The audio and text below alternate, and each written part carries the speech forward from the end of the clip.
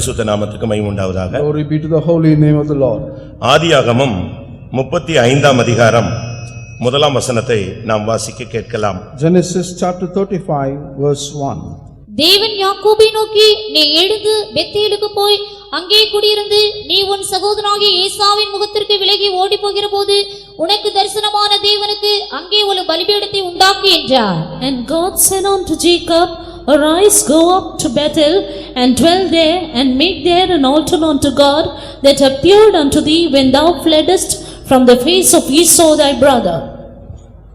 யாக்கோபிடம் தேவன் பேசுகிற ஒரு வார்த்தையை நாம் இப்பொழுது வாசிக்க கேட்டோம். Now we heard words testimony about Jacob as a word testimony about God. ஆண்டவர் அன்றைக்கு யாக்கோபோடு பேசினது மாத்திரமல்ல, இந்த வருஷத்தின் கடைசியிலே இங்கே தேவசந்நிதியிலே கடந்து வந்திருக்கிற ஒவ்வொரு தேவனுடைய பிள்ளைகளோடும் இந்த வார்த்தையை அவர் பேசும்படியாக வாஞ்சிக்கிறார். Not only the Lord spoke unto Jacob on the other day, but the Lord is speaking to the people who are gathered at the far end of this year.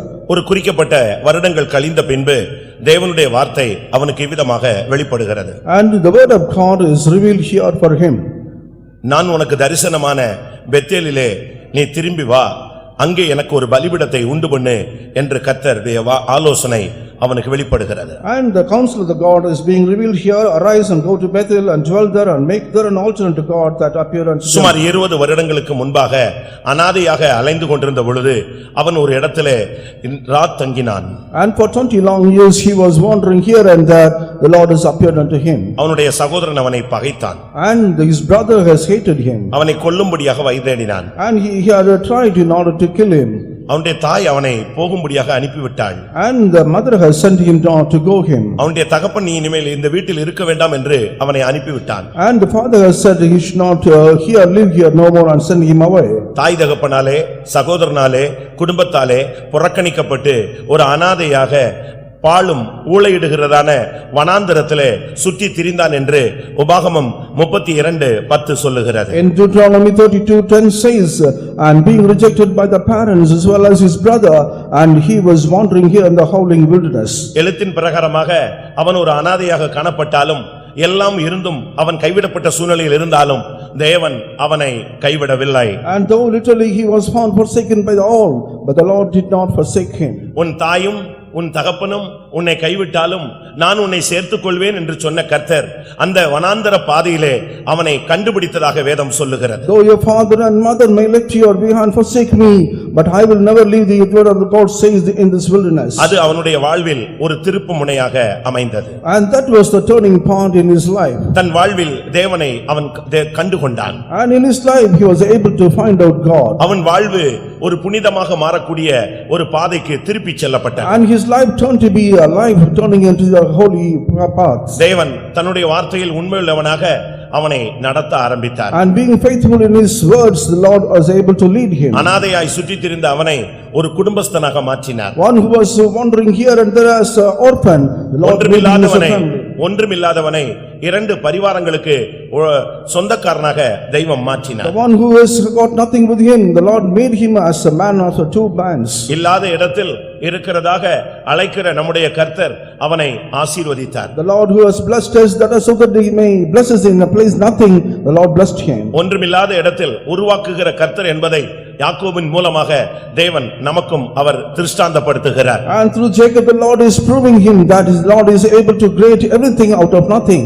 இப்பொழுது சுமார் 20 வருடங்கள் அவனுக்கு கழிந்து விட்டது. Now the 20 years have been passed. மறுபடியும் அவனுடைய வாழ்வில் சில போராட்டங்கள் அனுமதிக்கப்பட்டது. And again certain struggles were allowed in his life. அவன் யாரை நம்பி இருந்தானோ அங்கே சூழ்நிலைகள் மாறினது. And in whom he has got a belief or a faith in him, that was changed. யாரை சார்ந்திருந்தானோ அங்கே சூழ்நிலைகள் மாறினது. And upon him who was leaning upon, the circumstances were changed. ஆனபடியால் அந்த சூழ்நிலையில் அவன் ஒரு தடுமாற்றத்தை சந்திக்கிற ஒரு நேரம். And on that occasion he has to meet a stumble or a stubborn. இந்த நேரத்திலே அந்த தேவன் உண்மையுள்ள தேவன் மறுபடியும் அவனை சந்தித்து, நான் உனக்கு தரிசனமான அந்த பெத்தேலுக்கு நீ திரும்பி வரும்படியாக நான் வாஞ்சிக்கிறேன் என்று அவனோடு பேசினார். And the Lord who is faithful on him, the Lord has said, Arise and go to Bethel, that and dwell there. அருமையான தேவனுடைய ஜனமே, இந்த இரவு வேளையில் வருகிற நாட்களில் நீங்கள் பெத்தேலுக்கு வரும்படியாக தேவ ஆலோசனை உங்களை சந்திக்கிறது. And oh beloved people, the Lord counseling of the Lord is meeting you. You must come to Bethel. நீ இதுவரை இருந்த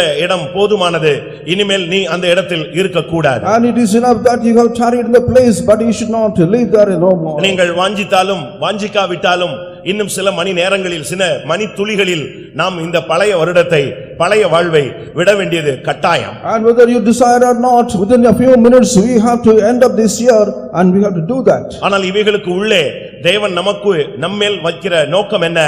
நீங்கள் ஒவ்வொருவரும் எழுந்து பெத்தேலுக்கு வாருங்கள். And what is the purpose of God concerning each one of us? That we must arise and go to Bethel. அங்கே வந்து எனக்கு ஒரு பலிபீடத்தை உண்டாக்கு என்கிற வார்த்தை தான் இன்றைக்கு மதுரையிலே தேவனுடைய வார்த்தையாக வெளிப்படுகிறது. And the day it is that you must come to Bethel and make an altar. The same word is being uttered here in Madurai. இந்த இரவு வேளையில் வந்திருக்கிற ஒவ்வொரு தேவனுடைய பிள்ளைகள், நீங்கள் யாராக இருந்தாலும் எந்த சூழ்நிலையில் வந்திருந்தாலும் இன்றைக்கு தேவன் உன்னை பார்த்து பேசுகிறார், உன் ஆத்துமாவை பார்த்து பேசுகிறார், உனக்குள்ளே இருக்கிற ஜீவனை பார்த்து பேசுகிறார். என் மகனே, என் மகளே, நீ எழுந்து பெத்தேலுக்கு வா, எனக்கு ஒரு பலிபீடத்தை உண்டாக்கு, நான் அதிலே உன்னை சந்திக்க வேண்டும் என்று அவர் விரும்புகிறார். And whoever you may be that you have come here this night, the Lord is saying that you must arise and go to Bethel and make an altar for him. தேவன் எப்பொழுதும் மௌனமாய் இருக்கிற தேவன் அல்ல. And the Lord is not keeping silence always. அவருடைய நேரம் வரும்பொழுது அவர் பேசுவார். And the time comes he will speak. அவருடைய நேரம் வரும்பொழுது உன்னை தூக்குவார். And at the time he will lift you up. அவருடைய நேரம் வரும்போது உன்னை ஏந்துவார். And he will sustain you in the Lord. அவருடைய நேரம் வரும்பொழுது உன்னை தப்புவிப்பார். And he will able to deliver you the time. அவருடைய வேளை வரும்பொழுது நீ ஆசீர்வதிக்கப்படுவாய். In his time you will be blessed. எப்பொழுது மனித சூழ்நிலைகள் மாறுகிறதோ அப்பொழுது தேவன் உனக்கு பட்சத்தில் வந்திருப்பார். And wherever the man's situation is changed, and the Lord will come upon their side. ஆனால் இன்றைக்கு தேவன் உன்னோடு பேசுகிற வார்த்தை, என் மகனே, நீ எழுந்து பெத்தேலுக்கு வா. And the word the Lord is speaking to you today, come son and arise and come to Bethel. நான் உனக்கு நீ அனாதையாய் சுற்றித் திரிந்த பொழுது நீ அனாதை அல்ல, நான் உனக்கு ஒருவர் இருக்கிறேன் என்று சொன்னேனே, அந்த தரிசனமான அந்த பெத்தேலுக்கு நீ வா என்கிற அழைப்பு இந்த கடைசி நேரத்தில், இந்த வருஷத்தின் கடைசியிலே உனக்கு கொடுக்கப்படுகிறது. And one who is wandering as an orphan, the Lord is saying, arise and come to Bethel. This is being given to you this night. ஏன் ஒரு மனிதன் பெத்தேலுக்கு வர வேண்டும்? Why should a man should come to Bethel? அதைத்தான் நாம் விளங்கிக் கொள்ள வேண்டியது அவசியம். That we must understand that. அப்பொழுதுதான் நாம் அந்த பெத்தேலை நோக்கி இந்த சில நிமிடங்களில் பயணிக்க முடியும். Only then we can able to journey towards the Bethel now. Bethel என்பது தேவனுடைய வீடை காண்பிக்கிறது. And Bethel shows the house of God. ஆதியாகமம் 35:17 இது தேவனுடைய வீடே அல்லாமல் வேறு அல்ல என்று அவன் பேசுகிறான். In 35:17 ஆதியாகமம் 28:17 and 28:17 of Genesis he says is nothing but the house of God. ஒரு தேவனுடைய பிள்ளை இன்றைக்கு அவன் தன்னுடைய சொந்த ஸ்தலத்தை விட்டு தேவனுடைய வீட்டை நோக்கி காலடி எடுத்து வைக்க வேண்டும். And as a child of God, a man should take up his step towards the house of God. ஏனென்றால் அது தேவனுடைய வீடு. Because it's the house of God. ஒருவேளை நீங்கள் உலக பிரகாரமான தன்மைகளில் நீங்கள் குடியிருந்து கொண்டிருக்கலாம். At times you may be dwelling in the worldly houses today. ஆனால் இன்றைக்கு நீ தேவனுடைய வீட்டின் பக்கமாக உன்னுடைய கவனத்தை திருப்பும்படியாக தேவனுடைய வார்த்தை பரத்திலிருந்து உன்னை நோக்கி அனுப்பப்படுகிறது. And the word of God is sending from heaven towards you, saying that you must come to Bethel. ஏனென்றால் தேவனுடைய வீட்டில்தான் அங்கே தேவனுடைய குமாரன் ஆண்டவராகிய இயேசு கிறிஸ்து அதில் உண்மையுள்ளவராய் உனக்காக காத்திருக்கிறார். And only in the house of God as a faithful God, Lord Jesus Christ is waiting for you. இரண்டாவது பெத்தேல் என்பது தேவனுடைய தரிசனம் கிடைக்கும் இடம். And secondly, the Bethel is the place where you could get the vision of God. ஒன்று நீ தேவனுடைய வீட்டை நோக்கி உன்னுடைய காலடி எடுத்து வைக்க வேண்டும். And you must first of all you must take up a steps towards the house of God. மற்றொன்று தேவனுடைய தரிசனம் உனக்கு கிடைக்கும் இடத்துக்கு நீ வர வேண்டும். And secondly, you must come to the place you must get the vision of God. அங்கேதான் கர்த்தர் உன்னை சந்தித்த ஒரு அனுபவம். And that is the place where the Lord is meeting you. ஒருவேளை இந்த வருஷத்தின் கடந்த நாட்களிலே நீங்கள் தேவனுடைய வீட்டை நோக்கி பார்க்காமல் ஆவிக்குரிய தன்மையை குறித்து சிந்தியாமல் நீங்கள் இருந்திருக்கலாம். At times in this past year you would have the place where you have not seen the house of God and without any spiritual experience there. உங்களுக்கு கிடைத்த தரிசனங்களை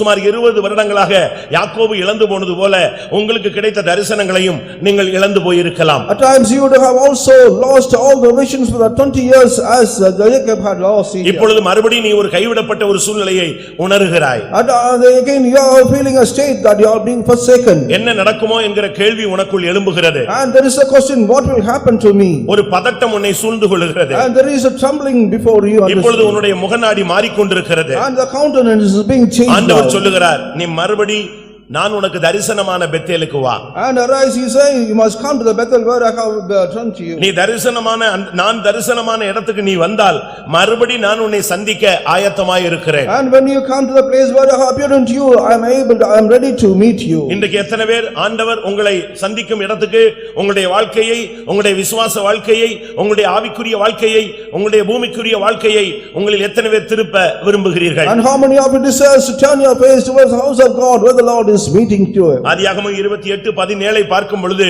அது வானத்தின் வாசல். And in 28:17 of Genesis says it's the gate of heaven. ஒரு தேவனுடைய பிள்ளை வானத்தின் வாசலுக்கு வந்து நிற்க வேண்டியது அவசியம். A child of God should come and stand before the gate of heaven. அவனுடைய வாழ்வில் சூழ்நிலை மாறின உடனே கர்த்தர் சொன்னார், யாக்கோபே நீ எழும்பு.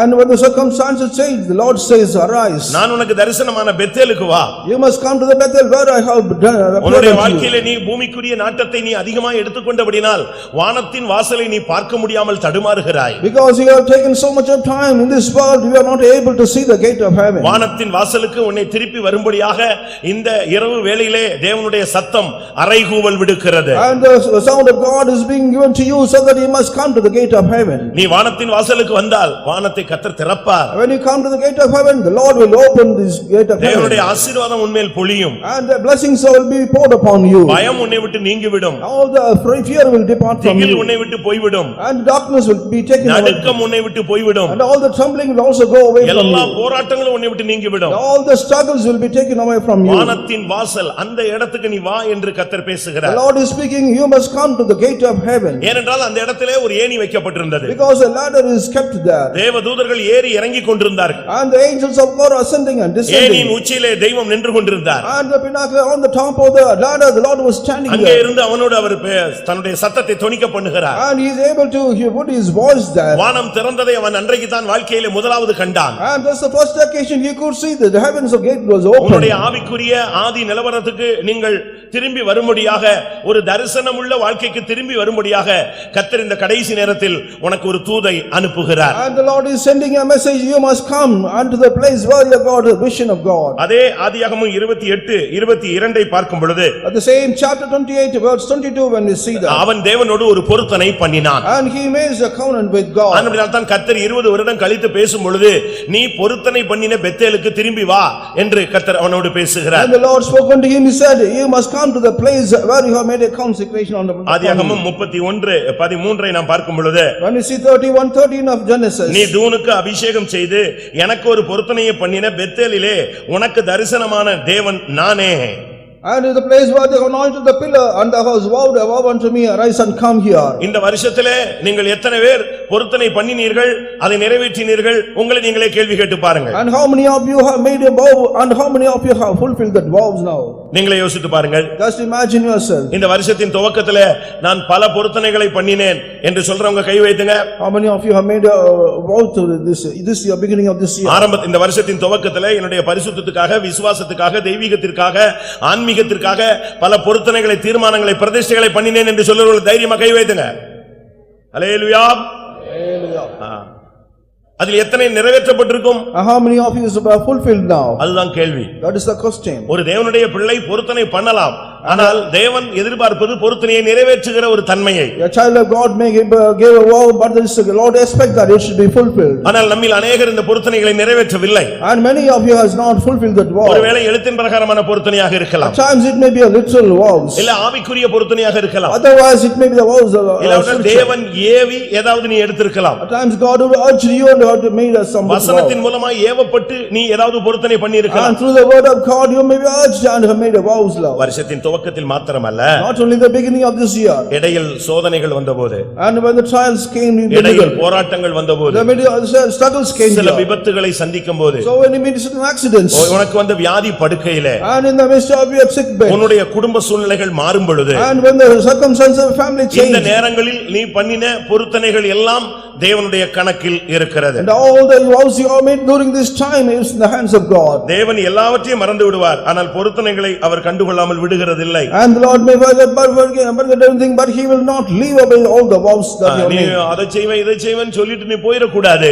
அதை செய்யாவிட்டால் அதை 20 வருடம் கழித்து ஞாபகம் ஊட்டி பேசுகிற ஒரு தேவன் உண்டு. And you may do certain vows, you may say that I will not do that, but the Lord will be able to remember for 20 long years. ஆதியாகமம் 28:13 படி தேவன் பேசுகிற இடம்தான் Bethel. And according to 28:13 of Genesis, the place where the Lord is speaking is Bethel. பிரியமானவர்களே, தேவன் பேசுகிறது ஒரு பாக்கியமான ஒரு செயல். And it is a great blessing, a blessed occasion the Lord is speaking. அவனோடு பேசின வார்த்தை என்ன?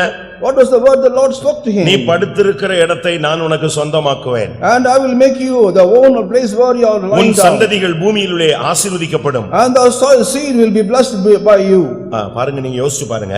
Just think of. இவனுக்கு விவாகமே ஆகல. He was not married. ஒரு அனாதையா தெருவுல ஒரு வனாந்தரத்துல நரிகள் ஊளையிடுற இடத்துல கிடக்கிற மனுஷன்ட்ட கர்த்தர் பேசுறார். And a man was lying down in the place where they are howling in the wilderness. The Lord is speaking here. 15ஆம் வசனத்துல சொல்றாரு, In word 15 he நான் says, உன்னோடு கூட இருப்பேன். I will be with you. நீ போகிற இடமெல்லாம் உன்னை காப்பேன். And wherever thou goes, I will keep நான் you. உனக்கு சொன்னதை செய்யும் அளவு உன்னை கைவிடவே மாட்டேன். I will not leave thee until I have done what which I have spoken நீங்க to thee. ஏசாயா தீர்க்கதரிசன புத்தகத்தை பார்க்கும் பொழுது When we see the prophet Isaiah, அங்க என்ன சொல்லப்பட்டிருக்கிறது? what is mentioned here? கோரேசை குறித்து ஒரு தீர்க்கதரிசனம் சொல்லப்பட்டிருக்கிறது. About the Cyrus, it is a prophetical word is கோரேஸ் mentioned. என்கிற ராஜாவை குறித்து ஒரு தீர்க்கதரிசனம் ஏசாயா 44:45 சொல்லப்பட்டிருக்கிறது. In 44:45 of Isaiah, prophetical word of Isaiah is mentioned about that. கோரேசுக்கு ஒரு வார்த்தை சொல்லப்பட்டிருக்கிறது. And a word is mentioned for Cyrus. என்ன நடந்தது? What has happened? இந்த தீர்க்கதரிசனம் இவன் பிறக்கிறதுக்கு முன்னாலேயே சொன்ன தீர்க்கதரிசனம். And this prophet was mentioned even before his birth. அதுபோல இவனுக்கு விவாகமே ஆகல, அதுக்கு முன்னாலேயே ஒரு தீர்க்கதரிசனம் தேவன் சொல்ற நேரடியா பேசுறாரு. But he was not married even before the Lord speaking him நான் உனக்கு directly. சொன்னதை செய்யற வரைக்கும் நான் உன்னை கைவிட மாட்டேன். I will not leave thee until what I have spoken unto thee. இதுதான் தேவன் நம்மோடு பேசும் அனுபவம். And this is the experience the Lord is speaking with us. இந்த வருடத்தில் நீங்கள் எத்தனை விசை கர்த்தருடைய சத்தத்தை கேட்டீர்கள்? How many times you heard the voice of God this year? உங்களுக்கே தெரியும். You know very well about that. ஊழியர்களானாலும் சரி, விசுவாசிகளானாலும் சரி, Whether believers or workers. நீங்கள் எல்லாரும் இன்றைக்கு கர்த்தர் சொல்லுகிறார், கடைசி நேரத்தில் ஒரு அழைப்பு, என் மகனே, என் மகளே, என்னுடைய ஊழியர்களே, என் ஜனமே, எழுந்து பெத்தேலுக்கு வாருங்கள். And at the last moment the Lord is saying, the believers, the worker, arise and come to Bethel. நியாயாதிபதிகள் 20:27 படி இந்த பெத்தேல் தான் தேவனுடைய பெட்டி இருந்த ஒரு இடம். And according to 20:27 of Judges, the place where the ark of God was Bethel. தேவனுடைய பெட்டி எங்க இருக்கிறதோ அங்கே ஜெயம் இருக்கிறது. And where the ark of God is, there is victory. தேவனுடைய பெட்டி எங்க இருக்கிறதோ அங்க பரிசுத்தம் இருக்கிறது. And wherever the ark of God is, there is holiness. தேவனுடைய பெட்டி எங்க இருக்கிறதோ அங்க தேவனுடைய வல்லமை இருக்கிறது. And where the ark of God is, there is power. தேவனுடைய பெட்டிக்கு முன்பாக ஒரு விக்கிரகம் நிக்க முடியாது. And the idol cannot be stopped before the vision of God. அந்த சிலை விழுந்து தாகம் விழுந்து நொறுங்கினான். And the Dagon, that is the idols fell down and was scattered. நீங்கள் விக்கிரகத்தை நொறுக்கக்கூடிய அந்த தேவனுடைய பெட்டி இருக்கிற இடத்துக்கு வரும்படியாக தேவனுடைய சத்தம் தொனிக்கிறது. And the voice of God is being sung, that so that you may come to the place where the voice of God is. இரண்டாம் ராஜாக்கள் 17:28 பார்க்கும் பொழுது 17:28 of Second Kings. அங்கே ஆசாரியன் இருக்கிற இடம் போதகம் கிடைக்கும் இடம். And where the priest is, that we can get the listen of teachings. சும்மா பெத்தேலுக்கு வான்னு சொன்னா புது வருஷத்துக்குள்ள வான்னு சொல்லி உன்னை கையை பிடிச்சு இழுத்துட்டு போறதல்ல. And come to Bethel means not dragging your hand and holding. தேவனுடைய திட்டத்தை நாம் விளங்கிக் கொள்ள வேண்டும். We must understand the plan of God. இனிமேல் நாம் மௌனமா இருக்கிற காலமும் அல்ல, மந்த இருதயத்தோடு இருக்க வேண்டிய அசதியான காலமும் இல்லை. And this is not the time that we have to keep silence or slack. இயேசுவின் வருகையை நாம் நெருங்கிக் கொண்டிருக்கிற காலம். This is the time that we are coming closer to the coming of the Lord. ஒவ்வொரு தேவனுடைய பிள்ளைகளும் பெத்தேலுக்கு வர வேண்டிய நேரம் வந்து விட்டது. And this is the time has come. Each child of God should come to Bethel. 20 வருடம் அவனுடைய மனது முழுவதும் மனைவிகள் மேல இருந்தது. And after 20 years, all his mind was upon his wife. அவனுடைய மனது முழுவதும் பிள்ளைகள் மேல இருந்தது. And his mind was only upon his children. அவனுடைய மனது முழுவதும் சம்பாதிப்பதிலே காணப்பட்டது. And his mind was only in earning. அவனுடைய மனது முழுவதும் ஆடு மந்தையின் மேல இருந்தது. And all his mind was only upon the cattle. கர்த்தர் இன்றைக்கு அதை அப்படியே மாற்றுகிறார். The Lord is changing as such. உன்னுடைய மனதை பெத்தேலுக்கு நேராக திருப்பும்படியாக வாஞ்சிக்கிறார். The Lord desires that you must change your mind towards Bethel. நீ இருந்து இந்த உலகத்திலே புசித்து குடித்து மந்தை இதே சிந்தையில் இருக்க கூடாது. தகப்பன் வீடு இருக்கிற பகுதிக்கு நீ திரும்பி வர வேண்டும் என்று, தேவனுடைய வீட்டுக்கு நீ திரும்ப வேண்டும் என்று, தான் உன்னோடு பேசும் இடத்துக்கு வர வேண்டும் என்று தேவன் விரும்புகிறார். The Lord desires that you must come to the place where God is and leaving all the earthly minds. அந்த இடத்துக்கு வந்து எனக்கு ஒரு பலிபீடத்தை உண்டாக்கு. And having come to the place, you must make an altar for me. இயேசு நமக்காக கிருபாதார பலியாக மாறி. And for us, the Lord Jesus became a propitiation for us. பலி பீடம் எதற்காக?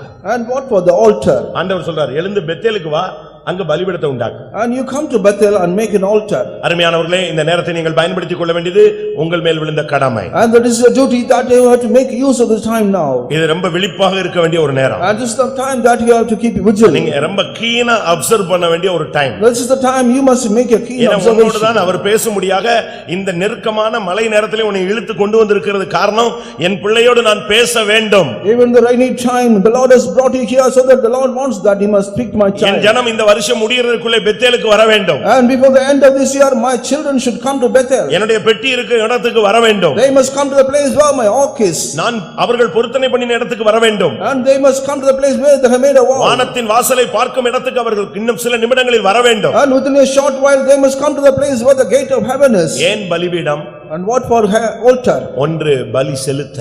One is in order to make a sacrifice. பலி செலுத்த தான் பலிபீடம் உண்டு. Only for making a sacrifice, the altar is kept. சும்மா ஒரு பலிபீடம் கட்டி வச்சு சும்மா இருந்த ஒரு பிரயோஜனம் கிடையாது. And keeping a altar idol, it's no use at all. இரண்டாவது, பலி செலுத்தும் பொழுதுதான் நமக்கும் தேவனுக்கும் உடன்படிக்கை உண்டாகிறது. When we make the object of sacrifice, we make a reconciliation with us. பலியினால் என்னோடு கூட உடன்படிக்கை பண்ணின என்னுடைய பரிசுத்தவான்கள். And the saints who have made a reconciliation through the sacrifice. எந்த பலிகளை நாம் செலுத்த வேண்டும்? And we have to make this sacrifice. வேதத்துல சிறிய பலிகள் பெரிய பலிகள்னு 10 பலிகள் இருக்கிறது. And there are 5 minor offerings and major offerings in the word of God. ஒரு 10 பலிகளை வேதம் சுட்டி காட்டுகிறது. And the word of God points out 10 offerings. நான் அதுக்குள்ள போகல. And I do not want to go inside. நான் அதற்குள்ள போகல. I don't go inside. ஆண்டவர் என்ன சொல்லுகிறார்? What does the Lord says? நீ எனக்கு ஒரு பலிபீடத்தை உண்டு பண்ணு. You must make an altar for me. எதற்காக?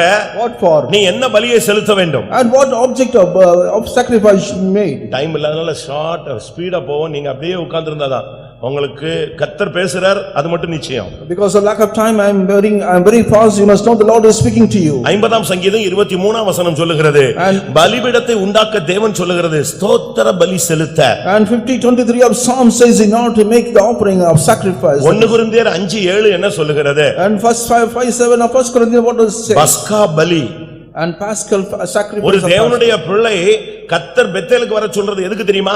ஸ்தோத்திர பலியிடுகிறவன் என்னை மகிமைப்படுத்துகிறான். And what for the Lord is asking a child of God to come to Bethel in order to make a sacrifice of praising. இன்னைக்கு நம்ம வந்திருக்கிறது நன்றி செலுத்த. And today we have come in order to make the sacrifice of praise. நன்றி பலி செலுத்த தான் நம்ம எல்லாரும் இங்க வந்திருக்கிறோம். We have come here, gathered here in order to give a word of thanks for நீ him. செத்து போக வேண்டிய நேரம் வந்தது. This is the time that you have to die. பிசாசு டைம் போட்டு உன்னை தட்டி அழிக்கிற காலங்கள் வந்தது. And there was a time the Satan wanted to destroy you. உன்னை தப்புவித்து கொண்டு வந்திருக்கிறாரே. The Lord has made to escape and made us brought you here. இதுக்கு நீ நன்றி செலுத்த வேண்டாமா? And you should not make a grateful heart. நீ எழுந்து பெத்தேலுக்கு வா, ஒரு பலிபீடத்தை உண்டு பண்ணு, ஸ்தோத்திர பலியை செலுத்தும்படியாக ஒரு பலிபீடத்தை உண்டு பண்ணு. Arise and come to Bethel and make an altar not to make a sacrifice of thanksgiving. இரண்டாவது, நீ பஸ்கா பலியை ஆசரிக்க வேண்டும். And secondly, you must observe the Paschal lamb. அது ரொம்ப முக்கியம். That is very important. ஒரு மனுஷனுடைய ஆவிக்குரிய வாழ்க்கையில கர்த்தருடைய பந்தி தான் பஸ்கா. And in the spiritual condition of a man's life of man, the spiritual Passover is observing all taking part. இந்த உலகத்துல உயிர் இருக்கு. And there is a life in this world. ஆனா நமக்கு நித்திய ஜீவன் வேணும்னா நாம் நிச்சயமாய் பஸ்கா பலியை நாம் ஆசரிக்கணும். If we want to have eternal life, definitely we have to observe the Paschal lamb. என் மாம்சத்தை புசித்து என் இரத்தத்தை பானம் பண்ணுகிறவனுக்கு நித்திய ஜீவன் உண்டு, அவனை நான் கடைசி நாளில் எழுப்புவேன். And those who eat my bread and drink my wine, and he will have eternal life and make him to resurrect on the நீ last day. பெத்தேலுக்கு வா, பஸ்கா பலியை செலுத்து. And you come to Bethel and offer the sacrifice of Paschal ராபோஜனை lamb. எடுக்காம தயவு செய்து புது வருஷத்துல ஒரு ஆள் கூட இந்த கேம்பை விட்டு வெளியே போயிடாதீங்க. And no one should go from this compound without taking part in the Lord's table. ஒருவேளை நீங்க புதியவர்களா இருந்தால் வேண்டாம். At times you may be new, it's not required for you. ஞானஸ்நானம் எடுக்காமல் இருந்தால் வேண்டாம். At times you have not taken baptisms, no problem. ஞானஸ்நானம் எடுத்து சுத்திகரிக்கப்படாத ஒரு அபாத்திரனா நீ வந்திருந்தால் நீ பெத்தேலுக்கு திரும்பி வா. And if you have come to the place without any worthiness, you come to Bethel. உனக்கு கிடைத்த இந்த நாளை நீ பயன்படுத்திக் கொள்ளாவிட்டால், And if you do not make use of the time that is given to you, நிர்பந்தமான சூழ்நிலைகளை நீ சந்திக்க வேண்டியது இருக்கும். and you have to meet in a miserable situation. இந்த வருஷத்தின் கடைசியில ஒரு பலிபீடத்துக்கிட்டே வாருங்கள். And you come to the altar, come to the end of this என்ன year. பலி செலுத்த? What kind of offering must ஒன்னு we? ராஜாக்கள் 8ஆம் அதிகாரம் 63ஆம் வசனத்துல சமாதான பலியை செலுத்த In 8:23 of First Kings, in order to make the offering of ஒரு peace offering. காளையையோ ஒரு ஆட்டையோ பலியிடும்படியாக பலிபீடத்தை உண்டு பண்ண சொல்லவில்லை. And he did not say that to make an altar, not to sacrifice a sheep or a goat. நீ இந்த இடத்துக்கு வரும் பொழுது பெத்தேலுக்கு வரும் பொழுது நீ சமாதானமாய் மாற வேண்டும். And when you come to Bethel, you must be made as a peace. இது எல்லாம் ஒருவருக்கொருவர் ஐக்கியமாக வேண்டிய ஒரு time. And this is the time that everyone should be made as one. பிரிவினைகள் கசப்புகள் வைராக்கியங்கள் உன்னை விட்டு விலகி போக வேண்டிய நேரம். And all the bitterness and also separation should go away from you. அவனை வர சொன்னது காரணமே அவன் சகோதரனோட ஐக்கியப்படுத்தத்தான் பெத்தேலுக்கு வா. The reason for asking to come here means you got to come to reconcile his brother. நீ பெத்தேலுக்கு வா உன் சகோதரனை நான் சமாதானப்படுத்துகிறேன். And you come to Bethel, I will make your brother in peace. 2 தீமோத்தேயு 4ஆம் அதிகாரம் 6ஆம் வசனத்தின்படி And according to 2 Timothy 4:6. இந்த பெத்தேலுக்கு வந்தால்தான் நீ உன்னை பானபலியாய் ஒப்புக்கொடுக்க முடியும். When you come to Bethel, you can offer us a drink offering. ஆண்டவருடைய சமூகத்துல அப்படியே ஊற்றுகிற ஒரு தன்மை. And that is pouring out in the presence of God. அதைத்தான் கர்த்தர் எதிர்பார்க்கிறார். Only that Lord expects of us. எதுக்கு ஒரு பலிபீடத்தை உண்டு பண்ண சொன்னாரு? What for the Lord asked to make an offer? எதுக்கு பெத்தேலுக்கு வர சொன்னதுடைய இரண்டாவது நோக்கம் நீ பலிபீடத்தை உண்டு பண்ணு. And second purpose of having asked you to come to Bethel means that ஆண்டவருக்காக உன் ஜீவனை அப்படியே நீ பானபலியாய் வார்க்க வேண்டிய ஒரு நேரம். and for the sake of the Lord, this is the time that to make an offering as a drink offering unto the Lord. நம்மில் எத்தனை பேர் இந்த வார்த்தைக்கு செவி கொடுக்க போகிறோம்? And how many of you are going to hearken this word? 2 Samuel 24:25 பார்க்கும் பொழுது When we see 24:25 of 2 தாவீது Samuel, சர்வாங்க தகன பலிகளை செலுத்தினான். and David offered a burnt அப்பொழுது offering. போராடி கொண்டிருந்த வாதை நின்று போனது. The plague that was struggling with him was stopped. வாதை நிறுத்தப்பட்டது. And the plague was stopped. உருவின பட்டயத்தோடு நின்ற அந்த தேவனுடைய தூதன் தன்னுடைய உரையிலே பட்டயத்தை போட்டான். And the angel of God was the sword with the wand stopped that. நல்லா கவனிங்க. And King இந்த வருஷத்துல வியாதிப்பட்டு பலவீனத்தோடு வந்திருக்கிறவர்கள் புதிய வருஷத்துல பலவீனத்தோடு வியாதியோடு என்ன செய்யக்கூடாது? காலடி எடுத்து வைக்க கூடாது. people who have come with all weakness and sick should not go in the new year with all sickness and infirmities. அப்படி நீ காலடி எடுத்து வைத்தால் 8 வருஷ வியாதியஸ்தன் 12 வருஷ அந்த பெண் 18 வருஷ பெண் இல்லாவிட்டால் 40 வருஷ அந்த ஆண் இப்படி லிஸ்ட்ல நீங்களும் ஒரு ஆளை சேர்ந்துருவீங்க. And if you make a step like this, you will become as a person of the 12 years and 15 years of sickness. இன்றைக்கு பலிபீடத்தை உண்டு பண்ணி நம்மில் வந்திருக்கிற எல்லாரும் சர்வாங்க தகனபலி சர்வ அங்கத்தையும் கர்த்தருடைய பலிபீடத்துல வைத்தால் உனக்கு விரோதமாய் கடந்த நாட்களில் உருவின பட்டயத்தோடு நின்று வாதையையும் வியாதியும் உண்டு பண்ணுகிற அந்த தூதன் இன்றைக்கு உன்னுடைய பலியை பார்த்து தன்னுடைய பட்டயத்தை உரையில் போடுவான். And if you come without so that you may make us an offering, burnt offering of you, the angel of God will come in favor எனக்கு of you. விரோதமாய் தேவனிடத்திலிருந்து நீட்டப்பட்ட பட்டயம் தன்னுடைய உரையிலே போடப்பட வேண்டும் என்று சொல்லுகிற கரங்களை உயர்த்துங்கள். How many of you want to have the same sword that is குடும்பங்களுக்கு விரோதமாக தேவனே எழும்பினால் என்ன நடக்கும்? and what will happen to my family? நம்முடைய ஊழியத்துக்கு விரோதமாய் தேவனே எழும்பினால் என்ன நடக்கும்? The Lord rise against our ministry, what will happen? நீ என்றைக்கு சர்வாங்க தகனபலி செலுத்த போகிறாய்? When you are going to make an burnt இன்றைக்கு offering. தேவன் உன்னோடு பேசுகிறார், மகனே இன்றைக்கு சர்வாங்க தகனபலி செலுத்து, உனக்கு விரோதமாய் உருவின பட்டயம் நின்று கொண்டிருக்கிறது, அது உரையிலே நான் போடும்படியாக கட்டளையிடுகிறேன். The Lord is speaking to you so that you may offer us a burnt offering this night. லேவியராகமம் 5ஆம் அதிகாரம் 6ஆம் வசனத்திலே பார்க்கும் பொழுது When we see 6:5 of Leviticus. குற்ற நிவாரண பலிகளை செலுத்த வேண்டிய நேரம் வந்துவிட்டது. And this is the time that has come to make a trespass பாவ offering. நிவாரண பலியை செலுத்த வேண்டிய நேரம் வந்துவிட்டது. Time has come in order to offer a sin offering. பாவம் உண்டு என்கிற உணர்வோடு நீ புதிய மாத வருஷத்துக்குள்ள போகாதே. And do not enter into a new year with a conviction of the sin in you. இதுக்கு இன்னும் 2-3 சுத்திகரிப்பு கூட்டம் தேவையில்லை. And no more 2 or 3 sanctification meetings. கேட்கும்போதே இருதயத்தை உடைச்சிக்கொண்டே இருந்தா போதும். And it is enough if you break your heart and I say this. இந்த கூட்டத்தில் உங்களை கர்த்தர் நேசிக்கிறார். The Lord loves you this night. பிலிப்பியர் 2ஆம் அதிகாரம் 17ஆம் வசனத்தின்படி According to 17 of நீ Philippians. பலிபீடத்தை உண்டு பண்ணுவதின் நோக்கம் விசுவாசமாகிய பலியை செலுத்தும்படியாக. And the purpose of making creating an altar so that you may offer the sacrifice of கர்த்தர் தம்முடைய faith. ஜனத்தோடு திட்டவட்டமாக பேசும்படியாய் வாஞ்சிக்கிறார். The Lord wants to speak you definitely, the Lord is speaking to you. யாக்கோபே நீ இருக்க வேண்டிய இடம் இது அல்ல.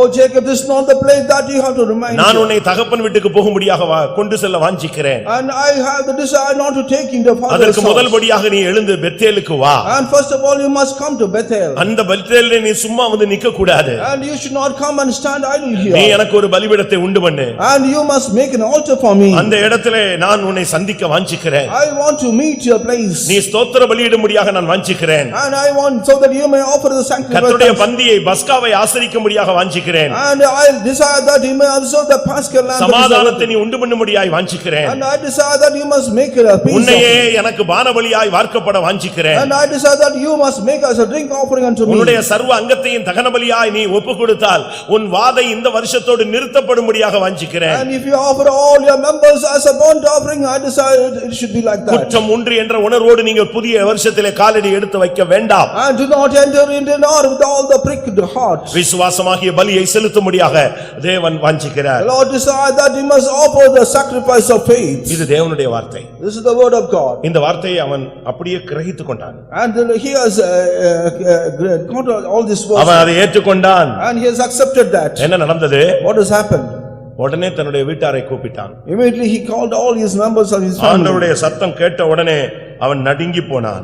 As soon as he heard the voice of God, he was trembled. அவனுடைய சிந்தை அதுக்கு பின்பு ஆடுகளுக்கு பின்னால் போகவில்லை. And his mind did not go after that behind all the cattle. புள்ளி புள்ளியா குட்டி போட வைக்கிறது, வரி வரியா குட்டி போட வைக்கிறது, அந்த மைண்ட் அவனை விட்டு போய்விட்டது. And all his mind departed from him to make all this ஏமாத்தணும், வஞ்சிக்கணும், அந்த மைண்ட் அவனை விட்டு போய்விட்டது. and all the mind of deception has departed from him. நல்லா அனுபவிக்கணும், அந்த மைண்ட் அவனுக்கு விட்டு போயிடுச்சு. And that must enjoy that has just departed from எல்லாத்தையும் him. அப்படியே ஒதுக்கி வைத்தான். And he has made separation from them. எல்லாரையும் கூப்பிட்டான். And he called all the people. அவன் சொன்னான், நீங்கள் உங்களுக்குள் இருக்கிற அந்நிய தெய்வங்களை முதலாவது இரண்டாம் வசனம் வாசிக்கலாம்.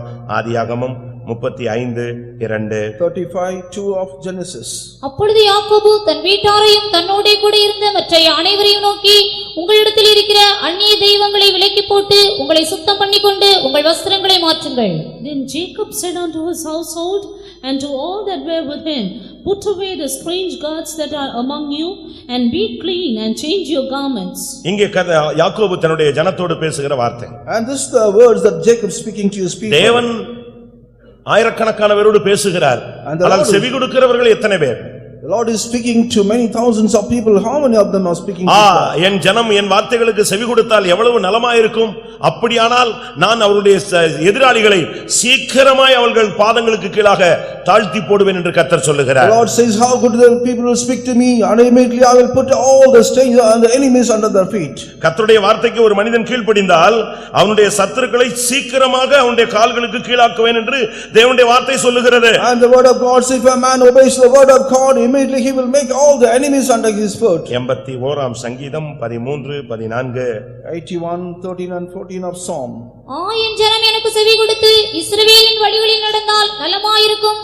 நான் சீக்கிரத்தில் அவர்கள் எதிராளிகளை தாழ்த்தி என் கையை அவர்கள் சத்துருக்களுக்கு விரோதமாக திருப்புவேன். Oh, that my people had hearkened unto me, and Israel had walked in my ways, I should soon have subdued their enemies and turned my hand against their adversaries. கர்த்தருடைய வார்த்தை வருகிறது. நம்மில் எத்தனை பேர் செவி கொடுக்கிறோம்? The word of God comes to us. How many of us hearing that? இவனுக்கு அந்த எழுந்து பெத்தேலுக்கு போ, பலிபீடத்தை உண்டாக்குன்னு சொன்ன உடனே செயல்பட ஆரம்பித்தான். And as soon as he heard the word of God, arise and go to Bethel, immediately he started to work. உடனே தன்னுடைய வீட்டார் எல்லாரையும் தன்னோடு இருந்த எல்லாரையும் கூப்பிட்டான். Immediately he called all the people of his house with him. நான் பெத்தேலுக்கு எழும்பி போகிறோம். We are going to go to Bethel. 3ஆம் வசனத்துல சொல்றான், நாம் எழுந்து பெத்தேலுக்கு போவோம். And verse 3 he says, let us go to Bethel. ஆனா பெத்தேலுக்கு போறதுக்கு முன்னால And before he goes to Bethel, 3 காரியத்தை நீங்கள் செய்ய வேண்டும். you have to do 3 things. ஒன்று, அந்நிய தெய்வங்களை விலக்கி போடுங்கள். First of all, you must put away the strange gods. இரண்டாவது, உங்களை சுத்தம் பண்ணிக்கொள்ளுங்கள். Secondly, you must clean yourself. மூன்றாவது, உங்களுடைய வஸ்திரங்களை மாற்றுங்கள். Thirdly, you must change your garments. இந்த 3 காரியத்தை நாம் செய்தால்தான் நாம் பெத்தேலுக்கு போறதுல அர்த்தம் இருக்கும். Only if you do all the 3 things, there is a meaning that go to Bethel. புதிய வருஷத்துக்குள்ள போகணும்னா இதெல்லாம் செஞ்சிட்டீங்கன்னா அப்படியே நம்ம மொத்தமா போனோம்னா நம்ம எல்லாருக்கும் அது பிரயோஜனமா இருக்கும். If you got to go to the new year, if you do all the 3 things, it will be very useful for us. இல்லாவிட்டா நமக்கு இந்த புது வருகிற வருஷம் நமக்கு கேள்விக்குறியா இருக்கும். And if it is not, the new year will be become a question. அதனால அவன் சொல்லுகிறான், அந்நிய தெய்வங்களை முதலாவது அகற்றுங்கள். First of all, he says, put away the strange gods. அவனுக்குள்ள ஒரு டவுட் இருந்துச்சு. And he had a doubt within him. Laban எப்படி நம்மளை இவ்வளவு தூரம் பின்பற்றி வருவான்? And how Laban would follow us hitherto. வீட்ல உள்ள எல்லா தட்டுமுட்டுகளையும் தடவி பார்த்துட்டான். And he has showed all the things of this house. ஆனா அவன் ஒரு கேள்வி கேட்டான். I immediately asked a question. நீ உன் தகப்பன் வீட்டுக்கு போறதா இருந்தால் போ. And if you want to go to your father's house, you ஏன் go. தெய்வங்களை ஏன் எடுத்துட்டு போறேன்னு கேட்டான். And he asked him, why do you take my gods? அப்ப இப்போ அவனுக்கு ஆவியானவர் சொன்னாரு, Now the spirit of God ஏதோ ஒரு says, அந்நிய தெய்வம் உனக்குள்ள இருக்கு, and some strange gods is within you. அத வெளியே வர கொண்டு வா. You must bring it out. பிரியமானவர்களே, மறைவான குற்றங்களை வைத்துக்கொண்டு புதிய வருடத்துக்குள்ளே நீ போக வேண்டியது அவசியமில்லை. And it's not necessarily keeping all the secret sin with you and go to the new year. அந்நிய தெய்வங்களை அகற்றி விடுங்கள். And you put away the strange gods. ஆதியாகமம் 31:30 லாபானின் தெய்வம் என்ற வார்த்தை இருக்கிறது. In 31:30 of Genesis there is a word of God. அந்நிய தெய்வம் உனக்குள்ள இருக்கிற வரை நீ அந்த பெத்தேலுக்கு போய் உனக்கு பயன் இல்லை. ஆனபடியால் தான் ராகேலை பெத்தேலுக்கு உள்ள அனுமதிக்காமலே ஓட்டத்தை முடிக்க வைக்கிறார். And as long as the strange gods were in him, he is no use to go to the battle, and he keeps Rechab up to this place. அப்படிதானே வேதம் அப்படித்தான் சொல்லுகிறது. And the word of God says ராகேல் அந்த பெத்தேலுக்கு போக முடியவில்லை. And Rachel cannot go to the battle. தேவன் அவளை அங்கே அனுமதிக்காமலே நிறுத்தி விடுகிறார். And the Lord did not allow her to go அப்படி inside. பெத்தேலுக்கு போனாலும் பெத்லெகேமுக்கு போக முடியாது. And if he goes to Bethel, he cannot go to Bethlehem. எவ்வளவு நிர்பந்தமான ஒரு நிலவரம் என்பதை நீங்கள் சிந்தித்து பாருங்கள். Just to think of how a miserable state it is. அந்நிய தெய்வங்களை நாம் அகற்ற வேண்டிய நேரம் வந்துவிட்டது. Time has come that we must put away the strange gods. ஏதாவது ஆசையில இச்சையில நாம் எடுத்து சில காரியங்களை வைத்திருக்கலாம். And you must keep certain things out of lust. யாருக்கும் தெரியாம கூட நீங்க வச்சிருப்பீங்க. And you must keep it without another's knowledge. நெகேமியா 9:18 பார்க்கும் பொழுது 9:18 of Nehemiah. ஜனங்கள் கன்றுக்குட்டியை வணங்கின ஒரு சூழ்நிலை சொல்லப்பட்டிருக்கிறது. And there is an occasion the people they worship the calf. அந்நிய தெய்வங்களை நாம் நமக்குள்ள வைத்துக்கொண்டு நாம் வாழ்ந்து கொண்டிருக்க கூடாது. And we should not live by keeping the strange gods. இல்லாவிட்டால் ஏதாவது ஒரு விக்கிரகம் உனக்குள் இருக்க கூடாது. Otherwise your idol should not be in you. பொருளாசை என்னும் விக்கிரகம்.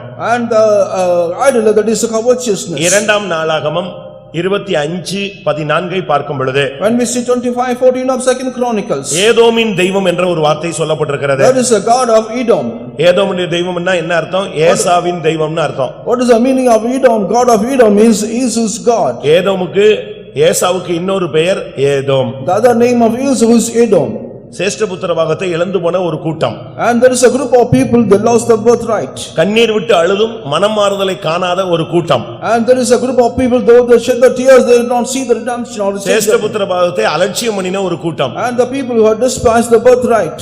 தெய்வீகத்தை அலட்சியம் பண்ணுகிற ஒரு வாழ்க்கையோடு நீ புதிய வருடத்துக்கு வர வேண்டாம். And do not come to the new year by despising the divinity or the divine life. ஏன் அந்நிய தெய்வங்களை அகற்றச் சொன்னான்? And why the Lord says to put away the strange gods? அந்நிய தெய்வம் உன்கிட்ட இருக்கிற வரைக்கும் யுத்தம் உன்னை ஃபாலோ பண்ணிட்டே இருக்கும். As long as the strange gods within you, the battles will be following you. வாசியுங்கள்.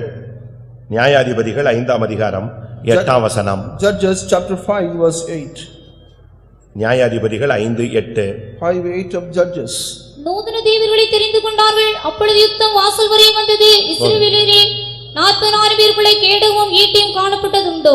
They chose new gods, then was war in the gates. நூதன தேவர்களை தெரிந்து கொண்டார்கள். யுத்தம் எங்கே வந்தது? வாசல் வரை வந்தது. They chose new gods and there was war in the gates. இந்த வருஷத்துல பல பிரச்சனைகள் பல போராட்டங்கள் வந்ததுக்கு சில காரணம் உங்களுக்கு தெரியாது. ஆனா நீங்கள் உங்களில் அநேகர் நூதன தேவர்களை தெரிந்து கொண்டீர்கள். And you may not be aware of the struggles that you have met this year, that you have been following the new gods. ஆனபடினால் என்ன நடந்தது? What happened because of this? பிரச்சனை உங்க வீட்டு வாசல் வரைக்கும் வந்துட்டே இருந்துச்சு. The problem was up to the gate of your house. போராட்டங்கள் உங்கள் வீட்டு கதவை தட்டி கொண்டிருந்தது. And the struggles were knocking the doors of your வியாதியும் house. தரித்திரமும் உங்களை பின்தொடர்ந்து வந்து கொண்டே The இருந்தது. poverty and sickness were following you. வறுமையும் சாபமும் உன் வீட்டு வாசல் வரை வந்து கொண்டே இருந்தது. And the curse and also poverty was following you. பிரியமானவர்களே, இதை நாம் எடுக்க வேண்டியது அவசியம். And this is the thing that we have to put an end இதை to. அகற்றி விட வேண்டியது அவசியம். This is nothing we have to put away all this. ஆனா அந்த ஜனங்கள் பாருங்க, அவன் சொன்ன உடனே அப்படியே கீழ்ப்படிஞ்சிட்டாங்க. And as soon as he said, the people has obeyed us. இவன் தேவனுடைய வார்த்தைக்கு கீழ்ப்படிந்த போது இவனுக்கு அந்த முழு குடும்பமும் அவருடைய வந்தவர்கள் எல்லாரும் கீழ்ப்படிந்தார்கள். When he obeyed the words of God, all the group of people they came here, they obeyed his words. என்ன பண்ணாங்க தெரியுமா? What has happened? What did they do? ஆதியாகமம் 35:4 படி According to 35:4 of எல்லா Genesis. அந்நிய தெய்வங்களையும் வச்சிட்டு கொண்டு வந்து போட்டுட்டு அடுத்து தங்கள் காதணிகளையும் கலத்தி வைத்து விட்டார்கள். And putting away all the strange god, they also removed all the earrings from them. அந்நிய தெய்வங்கள் எல்லாம் வெளியே தூக்கி போட்டது மாத்திரமல்ல, காதுல போட்டிருந்த ஸ்டட்ஸ் முதல் கொண்டு எடுத்து வெளியே போட்டாங்க. Not only they put away all the strange god, they put away all the earrings. எப்படி இருக்கும்னு யோசிச்சு பாருங்க. Just imagine. ஏன் அந்த காதணியை அவர்கள் போட்டார்கள்? And why did they put the அப்படினா என்ன அர்த்தம்? What is the meaning of that? காதணிகள் கர்த்தருக்குரியவைகள். And your rings belong to God. அத நீ வச்சுக்கிட்டு நீ புது வருஷத்துக்குள்ளே போக கூடாது. And keeping with yourself, you should not go to the new year. என்னாகமம் 31:50 கடைசி சொல்லி இருக்கிறது, காதணிகள் கர்த்தருக்கு உரியவைகள். And 31:50 of Numbers says the earrings belong to God. அது தேவனுடைய காணிக்கைகள். And those the offerings of God. கர்த்தருக்கு கொடுக்க வேண்டியதை நீ வச்சிட்டு நீ பெத்தேலுக்கு வந்து பிரயோஜனம் இல்ல, அதனாலதான் அந்த வார்த்தையை சொன்னான். And keeping this all is due for God and you must come to Bethel, it's no useful. அவர்கள் சொல்லுகிறார்கள். And they say, வாசிங்க. ஆகையால் கர்த்தருடைய சந்நிதியில் எங்கள் ஆத்துமாக்களுக்காக பாவநிவர்த்தி செய்யும் பொருட்டு எங்களுக்கு கிடைத்த பொற்சரப்பணிகளாகிய பாதரசரங்களையும் அஸ்தகடங்களையும் மோதிரங்களையும் காதணிகளையும் காப்புகளையும் கர்த்தருக்கு காணிக்கையாக கொண்டு வந்தோம் என்றார்கள். We have therefore brought an oblation for the Lord, what every man hath gotten of jewels of gold, chains and bracelets, rings and earrings, and tablets to make an atonement for our souls before the Lord. இதெல்லாம் கர்த்தருக்கு உரியது. all these belong to God. நீ கர்த்தருடைய காணிக்கையை இந்த வருஷத்துல என்ன செய்தாய்? And what did you do with the offerings of the Lord? கர்த்தருக்கு உரியதை நீ எடுத்து வச்சிட்டு நீ பெத்தேலுக்கு வர வேண்டாம். Whatever is due unto the Lord, you keep it this yourself, do not come to Bethel. நீ பெத்தேலுக்கு வரணும்னா இதெல்லாம் கிளியர் பண்ணணும். And if you want to come to Bethel, you must clear off everything. அந்த ஜனங்கள் ஒரு வெளிப்படுத்தலோடு இதெல்லாம் உடனே கீழ்ப்படிந்து செய்தார்கள். And with all the revelation, immediately they obeyed to that. அடுத்ததாக அந்த ஜனங்கள் சுத்தம் பண்ணி கொண்டார்கள். And nextly they cleansed themselves. புது வருஷத்துக்கு போறதுக்கு முன்னால ஒரு நல்ல ஒரு தெய்வீக பரிசுத்தம் உண்டாகும். And before go to the new year, you must have the clean or the holiness of சில God. சபைகள்ல பாருங்க 31 நாள் ஜெபம் நடத்திருக்காங்க. In one church, they have made 31 days prayer. சில இடங்கள்ல 7 நாள் நடத்திருக்காங்க. And some places 7 days. சில இதுல மாத கணக்கு நைட் ஃபுல்லா சாயங்காலம் நடத்திருக்காங்க. And in certain places all the months. What for?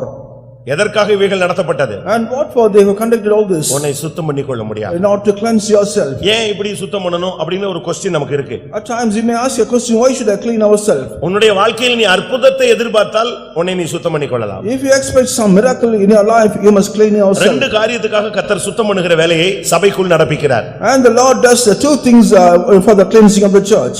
அப்படிதான் வேதம் சொல்லுகிறது. And the word of God says like யோசுவா 3ஆம் அதிகாரம் 5ஆம் வசனத்தின்படி பார்க்கும் பொழுது, and 3:5 of Joshua, when we see that, யோசுவா ஜனங்களை நோக்கி உங்களை பரிசுத்தம் பண்ணிக்கொள்ளுங்கள், நாளைக்கு கர்த்தர் உங்கள் நடுவிலே அற்புதங்களை செய்வார் என்றார். And Joshua said unto the people, sanctify yourselves, for tomorrow the Lord will do wonders among you. அருமையான தேவனுடைய ஜனமே, பரிசுத்தத்தினுடைய பரிசுத்தத்துக்குள்ளே மறைந்திருக்கிறது ஒரு அற்புதம் இருக்கிறது. and there is a miracle is hidden in the holiness. வாழ்க்கையிலே அற்புதங்கள் வருகிற வருடம் முழுவதும் உனக்கு அற்புதமாய் காணப்பட வேண்டுமானால், உன் பிள்ளைகளுக்குள்ளே அற்புதம், உனக்குள்ளே அற்புதம், நீயும் உன் பிள்ளைகளும் அற்புதமாய் மாற வேண்டுமானால் உங்களை சுத்தம் பண்ணிக்கொள்ளுங்கள். And if the coming year should be a blessed or completely miracles in your life and also in your children's life, you must cleanse yourself. அதுதான் தேவனுடைய திட்டம். That is the plan of God. நீ பரிசுத்தம் பண்ணினால் தேவனுக்கு என்ன லாபம்?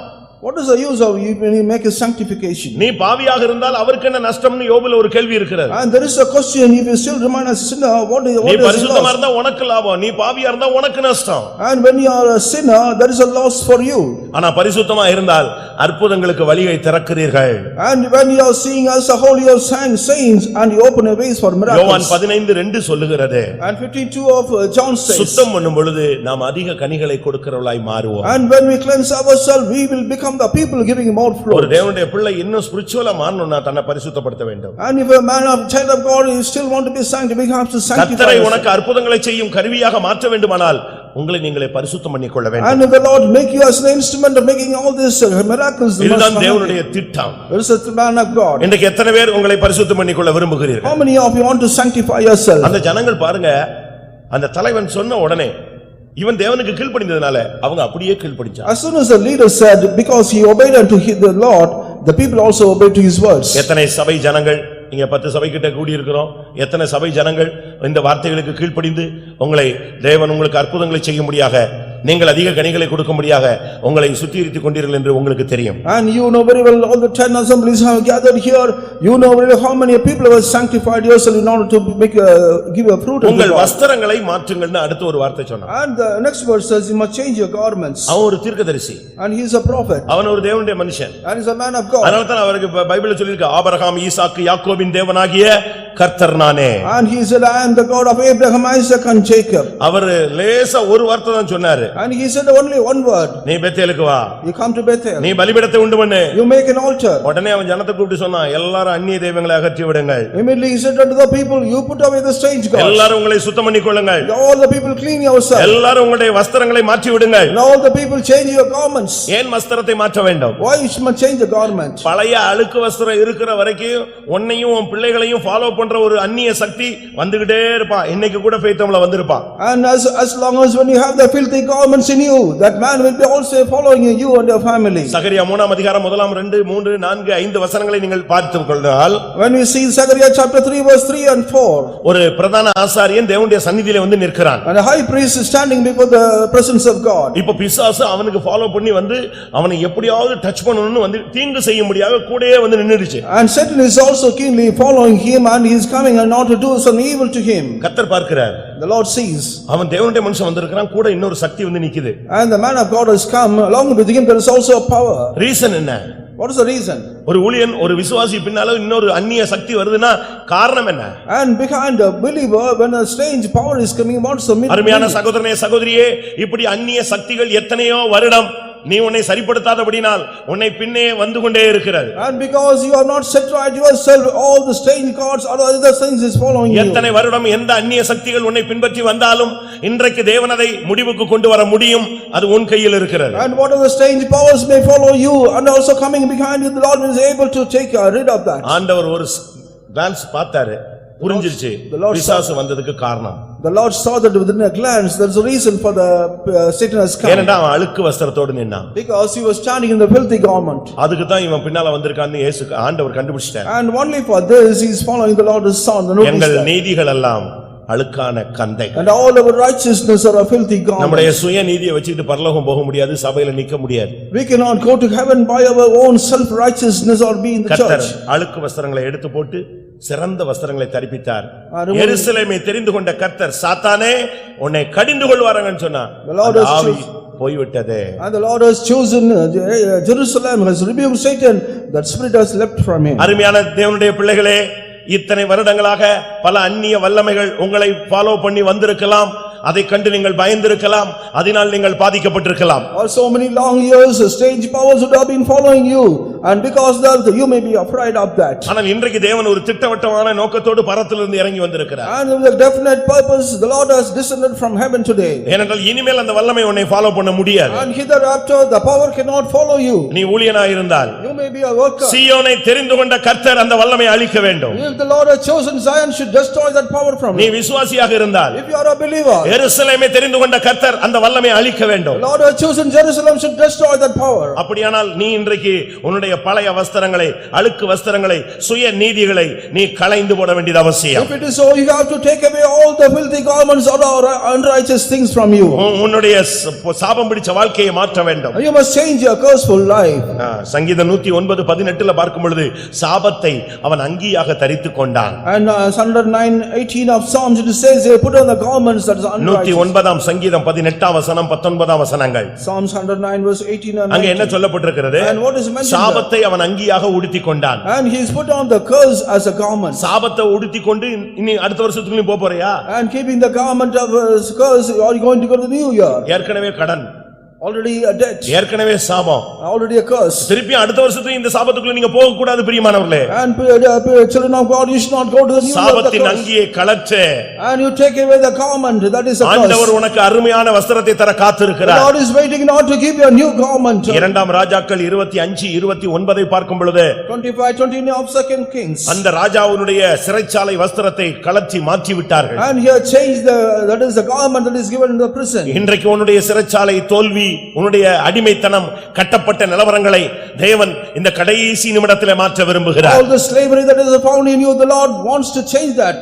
அந்த ஜனங்க அப்படியே கீழ்ப்படிஞ்சு அந்நிய தெய்வம், அடுத்து அழுக்கு வஸ்திரங்கள், காதணிகள் எல்லாத்தையும் அவன்கிட்ட கொடுத்த உடனே அவன் புதைச்சிட்டான். And they took away all the strange god and the earrings and everything when they gave them, and he buried everything. எல்லாவற்றையும் கொண்டு போய் ஒரு கர்வாலி மரத்துக்கு கீழ போட்டு புதைச்சிட்டான். And he took all the things and buried it. இனி இந்த பயணத்துல இது வரக்கூடாது. And now it should not come anymore. நான் பெத்தேலுக்கு போக போகிறேன். I am going to Bethel. நாம் எல்லாரும் பெத்தேலுக்கு போக போறோம். All of us are going to Bethel. இந்த அந்நிய தெய்வம், இந்த காதணிகள், இந்த அழுக்கு வஸ்திரம், இந்த குப்பை எல்லாத்தையும் நீங்க விட்டுட்டு நீங்க கிளம்புங்க. And the strange gods and the earrings and everything, you must put on everything here. அப்படி இந்த வார்த்தைக்கு இந்த இருக்கிற ஆயிரக்கணக்கான ஜனங்கள் கீழ்ப்படிந்தால் கர்த்தர் உனக்கு செய்ய போற ஒரு வார்த்தையை சொல்லி நான் முடிக்கிறேன். And if all the people obey to the word of God, what the Lord is going to do, I want to conclude by saying this. ஆதியாகமத்திலே நான் பார்க்கும் பொழுது, when we see in the book of Genesis, இவர்கள் பெத்தேலுக்கு பயணம் செய்யும்படியாக காலடி எடுத்து வைத்தபோது, and when they started for the journey to Bethel, ஆதியாகமம் 35:5 35:5 of Genesis. பின்பு பிரயாணம் புறப்பட்டார்கள். அவர்களை சுற்றிலும் இருந்த பட்டணத்தாருக்கு தேவனாலே பயங்கரம் உண்டானதினால் அவர்கள் யாக்கோபின் குமாரரை பின்தொடராதிருந்தார்கள். And they journeyed, and the terror of God was upon the cities that were round about them, and they did not pursue after the sons of Jacob. பின்பு பயணம் புறப்பட்டார்கள். And after the journey, எல்லாத்தையும் ஓரம் கட்டிட்டு நீ புது வருஷத்துல கால் எடுக்கணும். and keeping away all the things you must put on the new year. அதுக்கு மணிக்கணக்கெல்லாம் தேவையில்லை, முழங்கால போட்டு அப்படியே ஒப்பு கொடுத்துட்டேனா போதும். And hours is not necessary, you put the kneel down and surrender yourself, it's enough. நீ கரெக்டா பிரயாணத்தை துவக்கினேனா, if you correctly start your journey, உன்னுடைய சத்துருக்களுக்கு தேவனால் கர்த்தர் இந்த கடைசி நிமிடத்துல ஒரு பயங்கரத்தை உண்டு பண்ணுவார். இந்த வல்லமை புதிய வருஷத்துல உன்னைய பின்தொடராது. And the Lord will make a terror upon all your enemies, all the powers will not follow you in the new year. இந்த பழைய வருஷ வல்லமைகள் புதிய வருஷத்துல என்னை பின்தொடராது என்று நான் விசுவாசிக்கிறேன் சொல்றவங்க கைகளை வைத்து ஒரு அல்லேலூயா சொல்லுங்கள். அதுதான் உண்மை, அதுதான் சத்தியம். And that is the truth. நீ எல்லாவற்றையும் ஒதுக்கிட்டு நீ புறப்படு. And you to remove all the things you start. அங்க என்ன நடந்தது? And what has happened? தேவன் இவங்க புறப்பட்ட உடனே எல்லாம் கிளியர் பண்ணிட்டாங்கன உடனே தேவன் ஒரு பெரிய பயங்கரத்தை உண்டு பண்ணினார். And as soon as they started by removing all these things, the Lord made a terror there. உபாகமம் 10:21 சொல்லுகிறது, 10:21 of Deuteronomy says, தேவன் பெரிய பயங்கரமான காரியங்களை செய்வார். the Lord will do all terrible things. ஆண்டவர் பயங்கர பராக்கிரமசாலி. And he is a mighty man of valor. அவர் தன்னுடைய வேலையை ஸ்டார்ட் பண்ணிட்டார்னா ஒருத்தனும் நிக்க முடியாது. When he start his work, nobody could stand there. அப்படியே பர்வதங்கள் எல்லாம் மெழுகு போல் உருகி போய்விடும். And all the mountains, hills also will melt like metal. ஆண்டவர் இறங்கினால் எவன் நிற்பான்? When Lord descend, who will stand? நீ பெத்தேலுக்கு வா, you come to Bethel, உன்னை சரிப்படுத்திக் கொண்டு வா, you set right yourself ஒரு and come. புதிய வருடத்துக்குள்ளே ஒரு தெளிவான முடிவோடு நீ வா, you come with the right understanding and revelation. கர்த்தர் உனக்கு பேசுகிற வார்த்தை என்ன? that is the word the Lord says unto you. என்னாலே உன்னுடைய சத்துருக்களுக்கு பயங்கரம் உண்டாகும். And because of me there will be terror for your enemies. நான் உன் மூலமாய் செய்ய போகிற காரியம் பயங்கரமாய் இருக்கும். the thing that I am going to do through you will be terrible. யாத்ராகமம் 34:10 சொல்லுகிறது, உன் மூலமாய் நான் செய்யும் காரியம் பயங்கரமாய் இருக்கும். 34:10 of Deuteronomy says the thing that I am going to do is a terrible thing. தேவனால் பயங்கரம் உண்டானா என்ன நடக்கும் தெரியுமா? And what will happen? The terror will come the people. சத்துரு உயிரோடு இருக்க மாட்டான். And the enemy will not alive. தேவன் பயங்கரத்தை உண்டு பண்ண ஆரம்பிச்சிட்டார்னா அவன் உயிரை குடிக்க ஆரம்பிச்சிடுறாருன்னு அர்த்தம். And if the Lord started to do work and he is going to drink his life. தேவனுடைய பயங்கரம் உண்டாகுதுன்னா சரியான தேவ கோபம் உண்டாகும், உனக்குள்ள உருமனம் உண்டாகும், தெய்வீகம் உண்டாகும். And when the terror of the Lord start, there will be great destruction and there will be great life. தேவனால் பயங்கரம் உண்டானா சத்துருக்கள் எல்லாம் ஓடி ஒளிய ஆரம்பிச்சிடுவாங்க. If the terror starts in you, all the enemies will be scattered. அதுதான் நீ பயணம் புறப்படுறதுல நடக்கிற காரியம். And that is the thing happens when you make a journey, start a journey. நான் தேவனுடைய வசனத்தை 100% விசுவாசிக்கிறவன். And I am the person who completely believe in the word of God. இந்த வேத வசனத்தின் அடிப்படையில நீ புதிய வருஷத்துக்குள்ள காலடி எடுத்து வைக்கிறேன்னு சொன்னா அதுக்கு முன்னால சில நிமிடங்களுக்குள்ள கர்த்தர் யுத்தத்தை தொடங்கி இருப்பார். Based on the word of God, when you make a decision that I make and step in the new year, the Lord will do great things. 1 Samuel 11:7 அவர்களுக்கு தேவனுடைய பயங்கரம் உண்டானபடியால் ஜனங்கள் எல்லாம் ஒருமனப்பட்டார்கள், சத்துருக்கள் மேல் தேவ கோபம் உண்டானது. In 11:7 of 2 Samuel, when the terror of the Lord came, all the enemies were also scattered. அதுதான் தேவனுடைய பயங்கரத்துல உள்ள வல்லமை. That is the power found in the terror of God. எல்லா ஜனங்களும் ஒருமனப்பட்டுவாங்க, சத்துரு சிதறண்டு ஓடுவான். All the people came with one accord and the enemies were scattered. யோபு 6:4 பார்க்கும் பொழுது When we see 6:4 of Job. தேவனுடைய பயங்கரம் எனக்கு நேரிட்டது அணியணியாய் வந்தது அது என் உயிரை குடிக்கிறதுன்னு சொன்னான். And when the terror of God came, all the things came, bands and tried to drink my life. தேவனுடைய பயங்கரம் நடந்தா உன் சத்துரு கதை முடியுதுன்னு அர்த்தம். And when the terror of God takes place, all the enemies' chapter is closed. உனக்கு விரோதமா எழும்புறவனை கர்த்தர் இனிமேல் உன் கண்ணுக்கு கொண்டு வர மாட்டார். And whatever that rise against you, the Lord will not bring you before your eyes. ஒரு சகோதரிக்கு விரோதமாக ஒரு துஷ்டன் எழும்பினான். And before a sister, a wicked person was இவங்க அந்த வீட்ல வாடகைக்கு இருந்தாங்க. and they were living in the rented house. இவங்க தனியா அந்த ரூம்ல மாட்டிக்கிட்டாங்க. And she was caught in all alone in this room.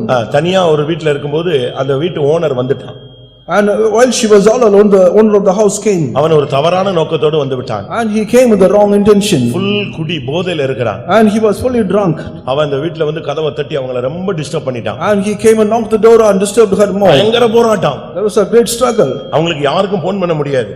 And she could not phone up to anyone. அது ஒரு மாடி வீடு. It's upstairs. கீழ உள்ள வீடெல்லாம் கதவெல்லாம் மொத்தமா பூட்டிட்டான்.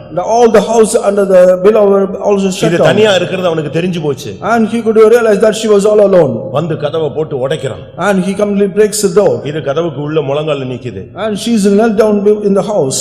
ஆனா கர்த்தர் என்ன பண்ணாரு அவனுக்கு போதை அதிகமாக்குனதுனால அவனால கதவை உடைக்க முடியல. And the Lord made one thing because he was fully drunk, he could not do anything. என்ன பண்ணா? What did he do? கேஸ் எடுத்துட்டு வந்து கதவை பத்த வைக்கிறேன் பாருன்னு சொல்லி கீழ போய் கேஸ் எடுத்துட்டு படியில இழுத்துக்கிட்டே வந்தான். And he brought the gas and coming to the upstairs in order to set fire on that. அதையும் கர்த்தர் அனுமதிக்கல. பாதி வரைக்கும் வந்து சிலிண்டர் அங்கேயே விட்டுட்டான். And the Lord did not allow even that. On the way in the halfway he திருப்பி வந்து இது நைட் 11 மணிக்கு தொடங்குனது காலையில 4 மணி வரைக்கும் 5 மணி நேரம் அவன் மல்லு கட்டறான். And started by 11 o'clock in the night. He was struggling till 4 5 hours அவங்க முழங்கால்ல நிக்கறாங்க. Until the time the sister was kneeling down. இந்த 5 hours நான் செல்லுல லைன்ல இருக்கிறேன். And the 5 hours I was in the cell in the line. அவங்களுக்கு ஜெபத்துல boost பண்ணிட்டே இருக்கோம். And we were helping in the prayer. Wait பண்ணு கர்த்தர் யுத்தம் பண்ணுவார். And the Lord will fight for you. Wait. அவனுடைய உச்சகட்டம் வந்தபோது And when the peak has come. உடைச்சிருவாங்கற நிலவரம் வந்தபோது When the time he is going to break. நான் சொன்னேன் இனி அவனை கர்த்தர் க்ளோஸ் பண்ணணும். And the Lord is going to close him. இனிமே அவனுக்கு உலகத்துல வாய்ப்பு கிடையாது. And there is no chance for you. அவன் சான்ஸ் முடியுது. Our chance is over. அப்ப அந்த சகோதரி சொல்லிச்சு. And the sister said, நான் இப்போ தரிசனம் பார்க்கிறேன். I see a vision. ஆண்டவர் என்ன சொல்லிட்டாரு. The Lord is இனி அவனை பார்க்க மாட்டாய். He will not see no more. கொஞ்ச நேரத்துல பார்த்தா கதவு தட்டுறதெல்லாம் நின்னுடுச்சு. And all the knocking of the door was stopped. என்ன நடந்துச்சு தெரியுமா? What was happened? இந்த பெண் கிடைக்கலன்னு உடனே கோபத்துல டியூப் லைட்டை உடைச்சு கையில குத்திட்டான். And immediately he broke the tube light and also pierced himself. Over bleeding. Over bleeding. இருக்கிற செடி தொட்டிகள் எல்லாம் தூக்கி நொறுக்குனாமா. And he put away all the plants that was in his house. இந்த இடத்துல இருந்து அந்த இடத்துக்கு தப்புனா அப்படியே அடிபட்டு விழுந்துட்டான். And he jumped from here and there and also fell down. தலையில காதுல எல்லாம் ரத்தம் வந்துருச்சு. And there was a bleeding from his head and also ears. இவங்க கதவே திறக்கல. 7 மணிக்கு கூட கதவை திறக்கல. She did not open up to 7 o'clock in the morning. 7 மணிக்கு அவங்க தம்பி எல்லாம் வந்து அவனை தூக்கிட்டு ஓடிட்டாங்க. And the morning 7 o'clock all his brothers came and took him off. இவங்கள போய் இப்ப எல்லாரும் சொன்னாங்க நம்ம வீட்டு ஓனர் அடிபட்டுட்டாராம் என்ன ஆச்சுன்னு தெரியல வாரீங்களா போய் பாப்போம். And the other people came and saw that and he was beaten up. நான் வரலன்னு நினைச்சு. He said I will not come. சாயங்காலம் 6 மணிக்கு அவன் மரித்தான். And 6 evening in the 6 p.m. he died. ICU வார்டுல அவனோட ஓட்டம் முடிஞ்சிச்சு. And the ICU ward he is chapter was தேவன் closed. சும்மா இல்ல. God is not silent. நீ கரெக்ட்டா இருந்தா அவர் செய்யற காரியம் பயங்கரமா இருக்கும். அணி அணியாய் அடிப்பார் அவனுடைய உயிரை குடிப்பார். And if you are right whatever the Lord will do you cannot comprehend. ஏசாயா 2ஆம் அதிகாரம் 10ஆம் வசனத்தின்படி தேவனுடைய பயங்கரம் உண்டானால் உன்னுடைய சத்துருவெல்லாம் ஓடி ஒளிவான். And according to 2:10 of Isaiah the terror of the Lord has come all the enemies will be scattered. ஏசாயா 2ஆம் அதிகாரம் 10 19 ரெண்டு வசனங்களிலே சொல்லப்பட்டிருக்கிறது. And it is mentioned 2:10 and 19 of Isaiah. பயங்கரம் உண்டான பிறகு அந்த வல்லமைகள் அவங்களை பின்தொடரவே இல்லை. When the terror occurred all the powers did not follow them. ஒரு வல்லமை கூட ஃபாலோ பண்ணல. And not even one power followed. இந்த வருஷத்துல இல்ல கடந்த வருஷங்களிலே இல்ல நீ பிறந்ததில இருந்து உன்னைய ஃபாலோ பண்ணி கொண்டிருந்த உன்னுடைய குடும்பத்தின் ஆவி உன்னுடைய வாழ்க்கையில உள்ள என்னென்ன பகுதியில உன்னோட போராடின ஆவி எல்லாமே இப்போ 5 நிமிஷத்துல பிரேக் அடிக்கணும். இனிமேல் அடுத்த வருஷத்துல அது காலடி எடுத்து வைக்க கூடாது. அந்த நிச்சயம் உள்ளவர்கள் கண்களை மூடுங்க. Hallelujah. All the people that have such kind of hope that close your eyes. Saul தாவீதை பின்தொடர்ந்து கொண்டே இருந்தான். And Saul was following David. Saul தாவீதை பின்தொடர்ந்து கொண்டே இருந்தான். And Saul was continuously following ஒரு David. டைம் வந்தது, One time has come. கர்த்தர் அவனை பின்தொடர்வதை நிறுத்திவிட்டார். And the Lord has made him to stop with the following him. தாவீது அப்சலோமை பின்தொடர்ந்து போய் கொண்டே இருந்தான். And David was following Absalom all the way. ஒரு டைம் வந்தது, கர்த்தர் அதை நிறுத்தினார். And the time has come, the Lord has made a stop. இன்னைக்கு எத்தனை பேர் பெத்தேலுக்கு வர விரும்புகிறீர்கள்? How many of you desire to come to Bethel? எத்தனை பேர் வாஞ்சிக்கிறீர்கள்? How many of you desire for that? பெத்தேலுக்கு வர விரும்புகிறவர்கள் எத்தனை பேர்? How many of you desire to come to Bethel? என்ன நடந்துச்சு தெரியுமா? What has happened? அவன் பெத்தேலுக்கு வந்துட்டு After coming to அந்த Bethel, இடத்துல பேர் மாத்தினான். he changed his name. இந்த இடத்துக்கு இனிமேல் பெத்தேல் அல்ல, ஏல் Bethel. And this Beth is not Bethel but El Bethel. நான் மாத்திரமல்ல, தேவனும் என்னோடு கூட இந்த இடத்தில் இருக்கிறார். Not only myself, the Lord is also with me. Bethel என்றால் தேவனுடைய வீடு, ஏல் பெத்தேல் என்றால் தேவனுடைய வீட்டில் தேவனோடு நான் இருக்கிறேன். And Bethel means the house of God. El Bethel means in the house of God, with God I am also. ஏல் பெத்தேல், தேவன் நம்மோடு. ஹல்லேலூயா. El Bethel, the Lord is with us. எத்தனை பேர் இன்றைக்கு பெத்தேலுக்கு வர விரும்புகிறீர்கள்? How many of you desire to come to Bethel today?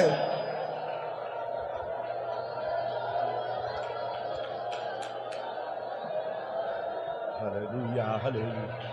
ஆமென். யாக்கோபு தேவனுடைய வார்த்தையை கேட்டபோது அதை நிறைவேற்றினான். இப்பொழுது தேவனுடைய வார்த்தையை கேட்டு தேவனுடைய ஜனமே, உங்களில் எத்தனை பேர் இந்த வார்த்தையை நிறைவேற்ற விரும்புகிறீர்கள்? அவங்க மட்டும் கண்களை மூடி முழங்கால் போடுங்க. இன்றைக்கு கர்த்தர் ஒரு திட்டவட்டமான ஒரு வேலையை செய்ய விரும்புகிறார். நீ பெத்தேலுக்கு வா. பெத்தேலுக்கு வர்றதுக்கு முன்னால, பெத்தேல் என்பது ஒரு புதிய வருடம் வச்சுக்கோங்களேன். அந்த புதிய வருடத்துக்கு வர்றதுக்கு முன்னால இன்னைக்கு நீ அந்நிய தெய்வங்களை அகற்று. ஆமென், ஹல்லேலூயா. இன்றைக்கு உன்னை நீ சுத்தம் பண்ணிக்கொள். இன்றைக்கு உன்னுடைய வஸ்திரங்களை மாற்று. ஹல்லேலூயா. நீ பயணத்தை தொடங்க போகிறாய். தேவன் பயங்கரத்தை தொடங்க போகிறார். ஆமென், ஆமென். இனி எந்த வல்லமையும் உன்னை பின்தொடர முடியாது.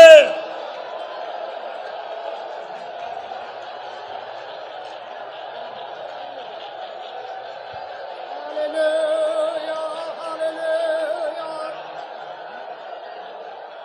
Praise the Lord. Hallelujah, hallelujah. Hallelujah, hallelujah, hallelujah, hallelujah, hallelujah, hallelujah, Amen, amen. Hallelujah, hallelujah, hallelujah. hallelujah, hallelujah, Thank you, Lord. hallelujah, hallelujah, hallelujah, hallelujah, hallelujah. Amen, Amen. amen. Hallelujah. Oh, Raboshabakadabaudina. Hallelujah. Praise the Lord, praise the Lord. ஆமென். தேவன் என்னைத்தான் பெத்தேலுக்கு வர சொல்லுகிறார். என்னைத்தான் அந்நிய வல்லமைகளை அகற்ற சொல்லுகிறார். என்னைத்தான் கடைசி நேரத்திலும் சுத்தம் பண்ண விரும்புகிறார். Amen. என்னைத்தான் பழைய வஸ்திரங்களை சாபத்தை புரட்டி போடு என்று சொல்லுகிறார் என்று சொல்றவங்க கைகளை உயர்த்துங்கள். Hallelujah. Oh, Hallelujah, hallelujah, Amen, hallelujah. amen, அதான் amen. தீர்மானம் எடுங்கள், பிரதிஷ்டை பண்ணுங்கள். Hallelujah. விட்டுவிட வேண்டியதை விட்டுவிடுங்கள். Amen. பலிபீடத்திலே வையுங்கள். Yes, yes, yes, Lord. Hallelujah. Oh,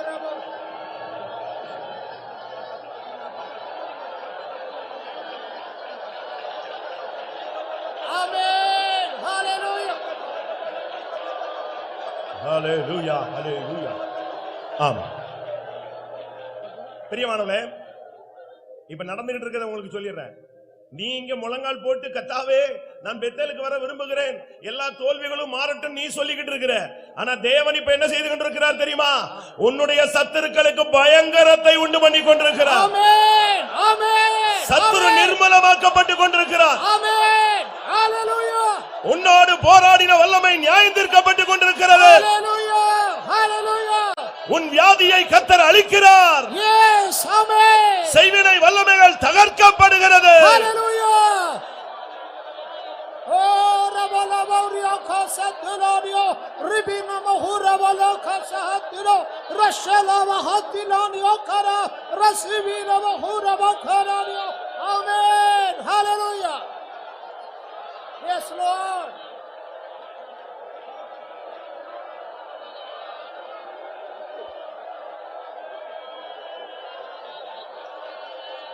Hallelujah. ஆமென். இக்கவலக்கரத்திரா. Ribina molokara hatira rasanduli ramahura makara ramodia makara modiye.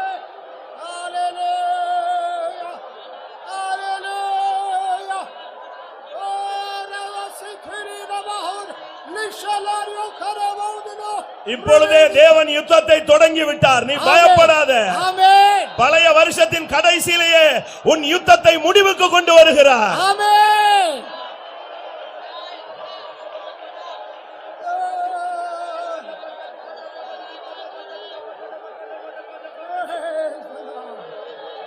Amen. Hallelujah. Hallelujah. Hallelujah. Oh, Rabo Shabo Karabodino. Labodio Kasahatino. Amen. Amen. Amen. Amen. Amen. Hallelujah. Hallelujah. Hallelujah. Ula Mahasaba Kandira. Ribina Mahura Malakaravodine. Rasina Mahula Makatira. Lama Lara Hasahatira. Richibili Kavana. Hallelujah. Hallelujah. Hallelujah. Hallelujah. Hallelujah. Hallelujah. Hallelujah. ஆமென்.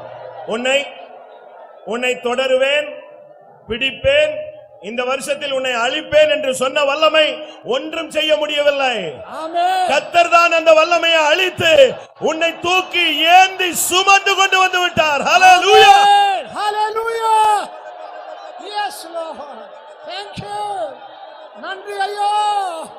நன்றி இயேசுவே. லபா ரகா சஹத்தி Livy நமஹ.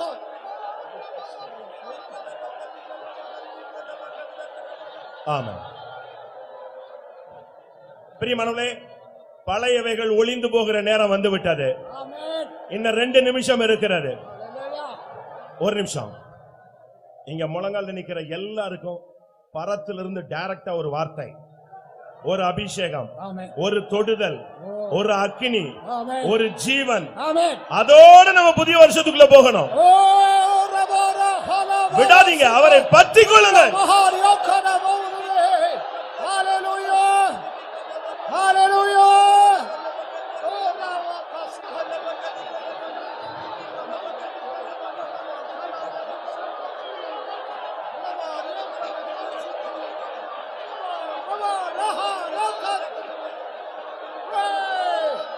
Praise. Praise. Praise the Lord. Praise the Lord. Amen. Amen. Hallelujah.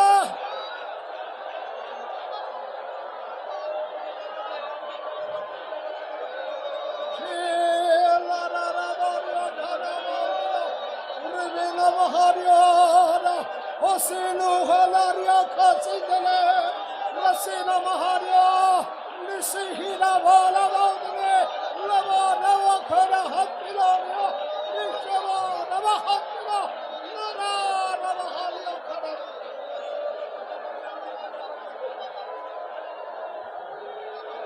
இன்னும் ஒரு நிமிடம் இருக்கிறது. ஹalleluya.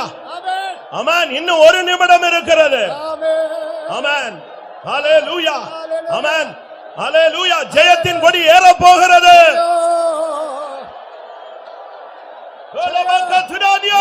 Khara vala khara. லிங்கானே. Ribi khala hatila, lava hatila. சுனா, சுனா, சுனா. Khatila, livi nava haria.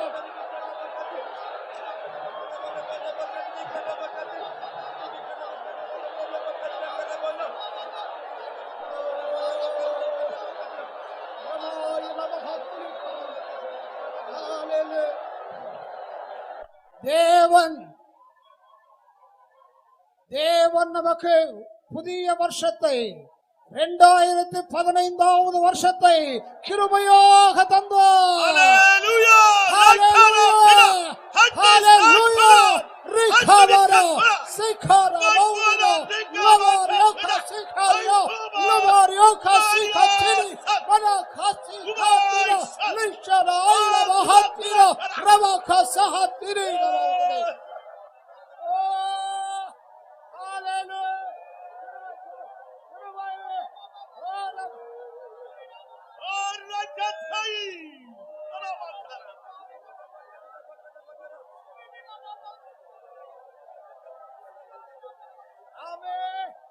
Shokara Maldino, Rabbi Navahosa Katino, Livi Navahasi Kamanaria, Satila, Tuna, Aina Tunaria.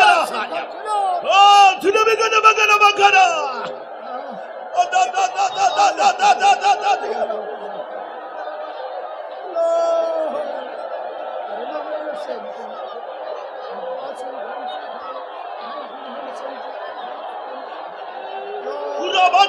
Bakara.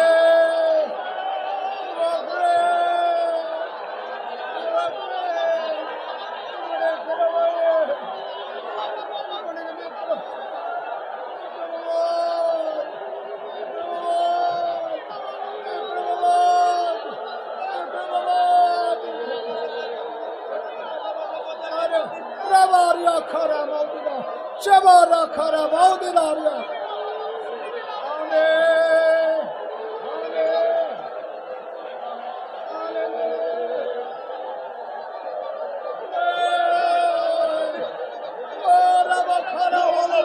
Bakara bahaniya rahatuna hala durakatuna hila rakhibi khana haniya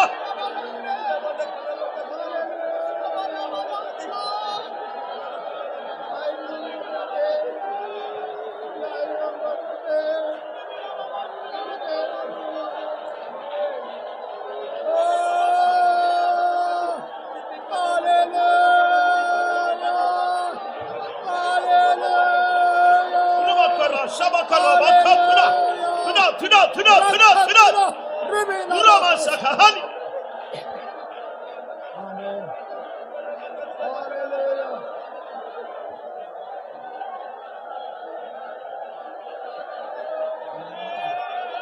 Oh, Rabakara Balava Shatrina, Lavariana Hasatina. ஆமா பறந்து காக்கிற பட்சியை போல நான் இன்றையிலிருந்து உன் ஓட்டம் முடியும் வரை நான் உனக்கு ஆதரவாய் இருப்பேன். ஆமென். விக்கவா நியக்கர ஹத்துமானியா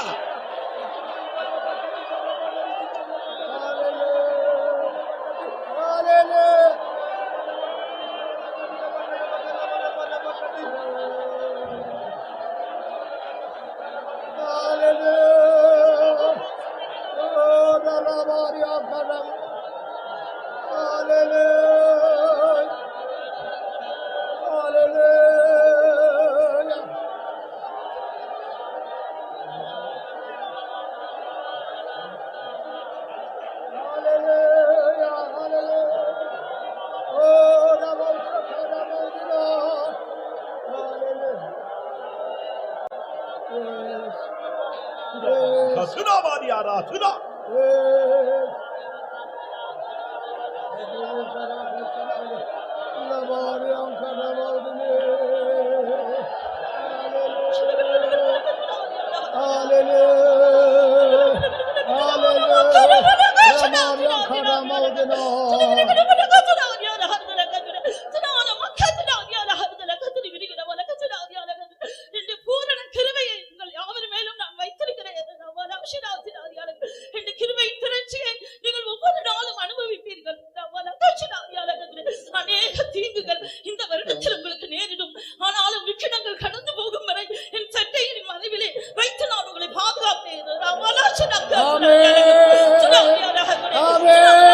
Hallelujah.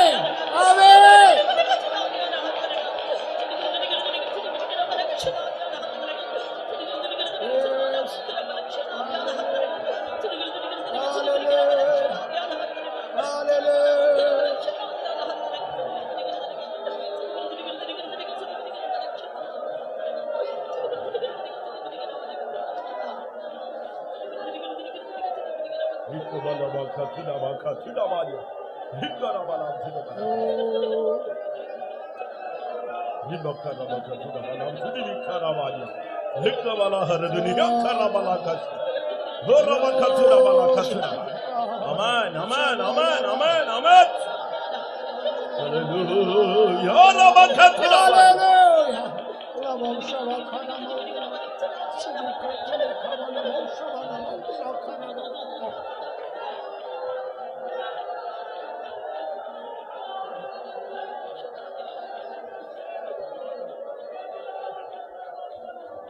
Ribikala bakati, ribikala bakati,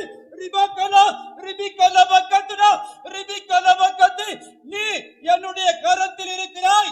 சுடிபிகல bakati, ribikala bakati, நீ என்னுடைய கரத்தில் அலங்காரமான கிரீடமும் ராஜ முடியுமாய் இருக்கிறாய்.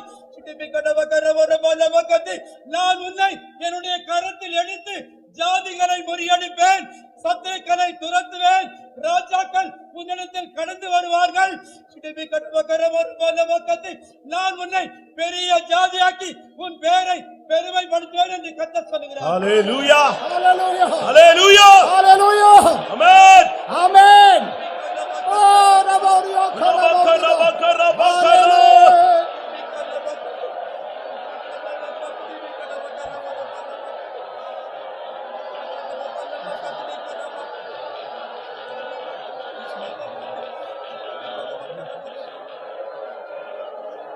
Hallelujah.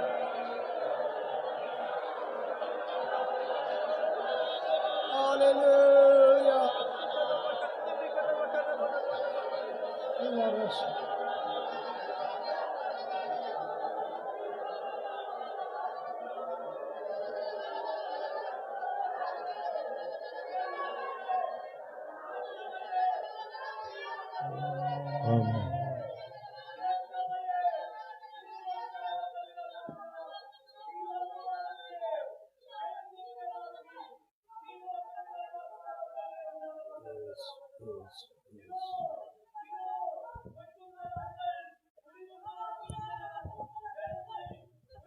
பயப்படாத, இவாள வல்லமை சீலப்பட்டது.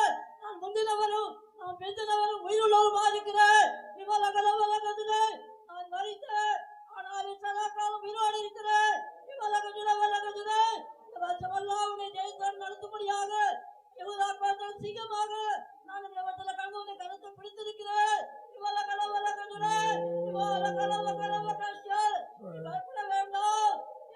அவன் எல்லாவற்றை சுதந்திரித்துக் கொள்வான் என்று கர்த்தர் சொல்கிறார். Amen. Amen. Amen. Hallelujah. Amen. Urabakara. Urabakatunamanya. Oh, Tiyaramana. Namahari lokasitira. Hallelujah.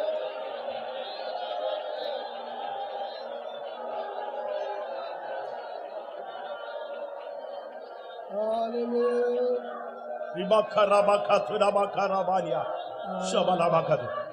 என்னுடையவர்களை முத்தரிக்கும்படியாக நான் இறங்கி வந்திருக்கிறேன். Amen.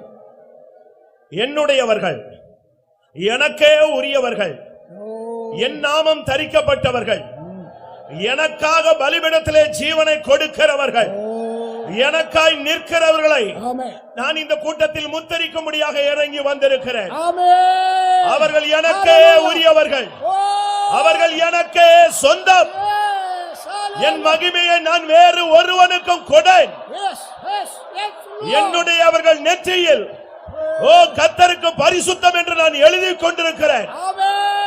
ஜீவனுக்கென்று பேர் எழுதப்பட்ட எவனும் பரிசுத்தன் என்று எண்ணப்படுவான்.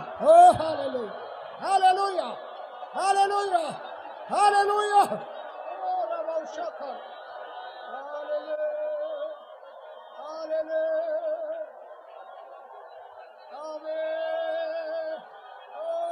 Ura kasatak okarandita sahat mokaratiya kasatwa ora karavaudu ribina bahasaka lavaudu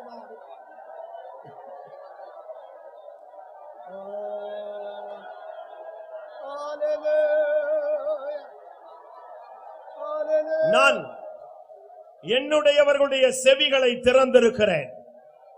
என்னுடையவர்கள் எனக்கே உரியவர்கள் என் சத்தத்தை இனி கேட்டுக்கொண்டே இருப்பார்கள். Amen. எனக்குரியவர்களுடைய கண்களை நான் திறக்கிறேன். Oh, என்னுடையவர்கள் என்னை தரிசித்துக் கொண்டே இருப்பார்கள். Amen. Lavara karavalaria. Rishavala khatila karamo. Rasina mahula valakara hatira. Sabayina mahula valakara maudiraria. நான் மறுபடியும் உன்னோடு பேசுகிறேன். நீ எனக்கே சொந்தம். Amen. என் நாமத்தை நான் உன்னிலிருந்து ஒருபோதும் எடுக்க மாட்டேன். Oh, நீ என்னுடைய நாமம் தரிக்கப்பட்டவன். Amen. நீ என் நாமம் தரிக்கப்பட்டவன். Amen. நீ உயிரோடு இருக்கும் நாளெல்லாம் ஒருவனும் உனக்கு முன்பாக நிற்பதில்லை. என் வார்த்தையை உனக்கு மறுபடியும் உறுதிப்படுத்துகிறேன். நீ எனக்கு சொந்தம்.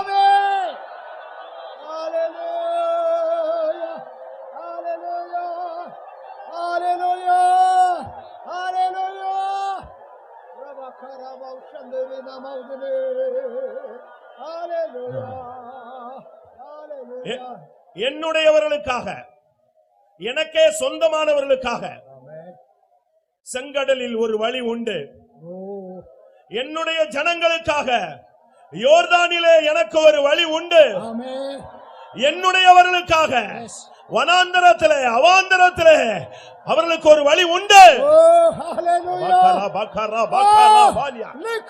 யோர்தானை பிளப்பேன், செங்கடலை பிளப்பேன், வனாந்தரத்தை நீர் தடாகமாய் மாற்றுவேன்.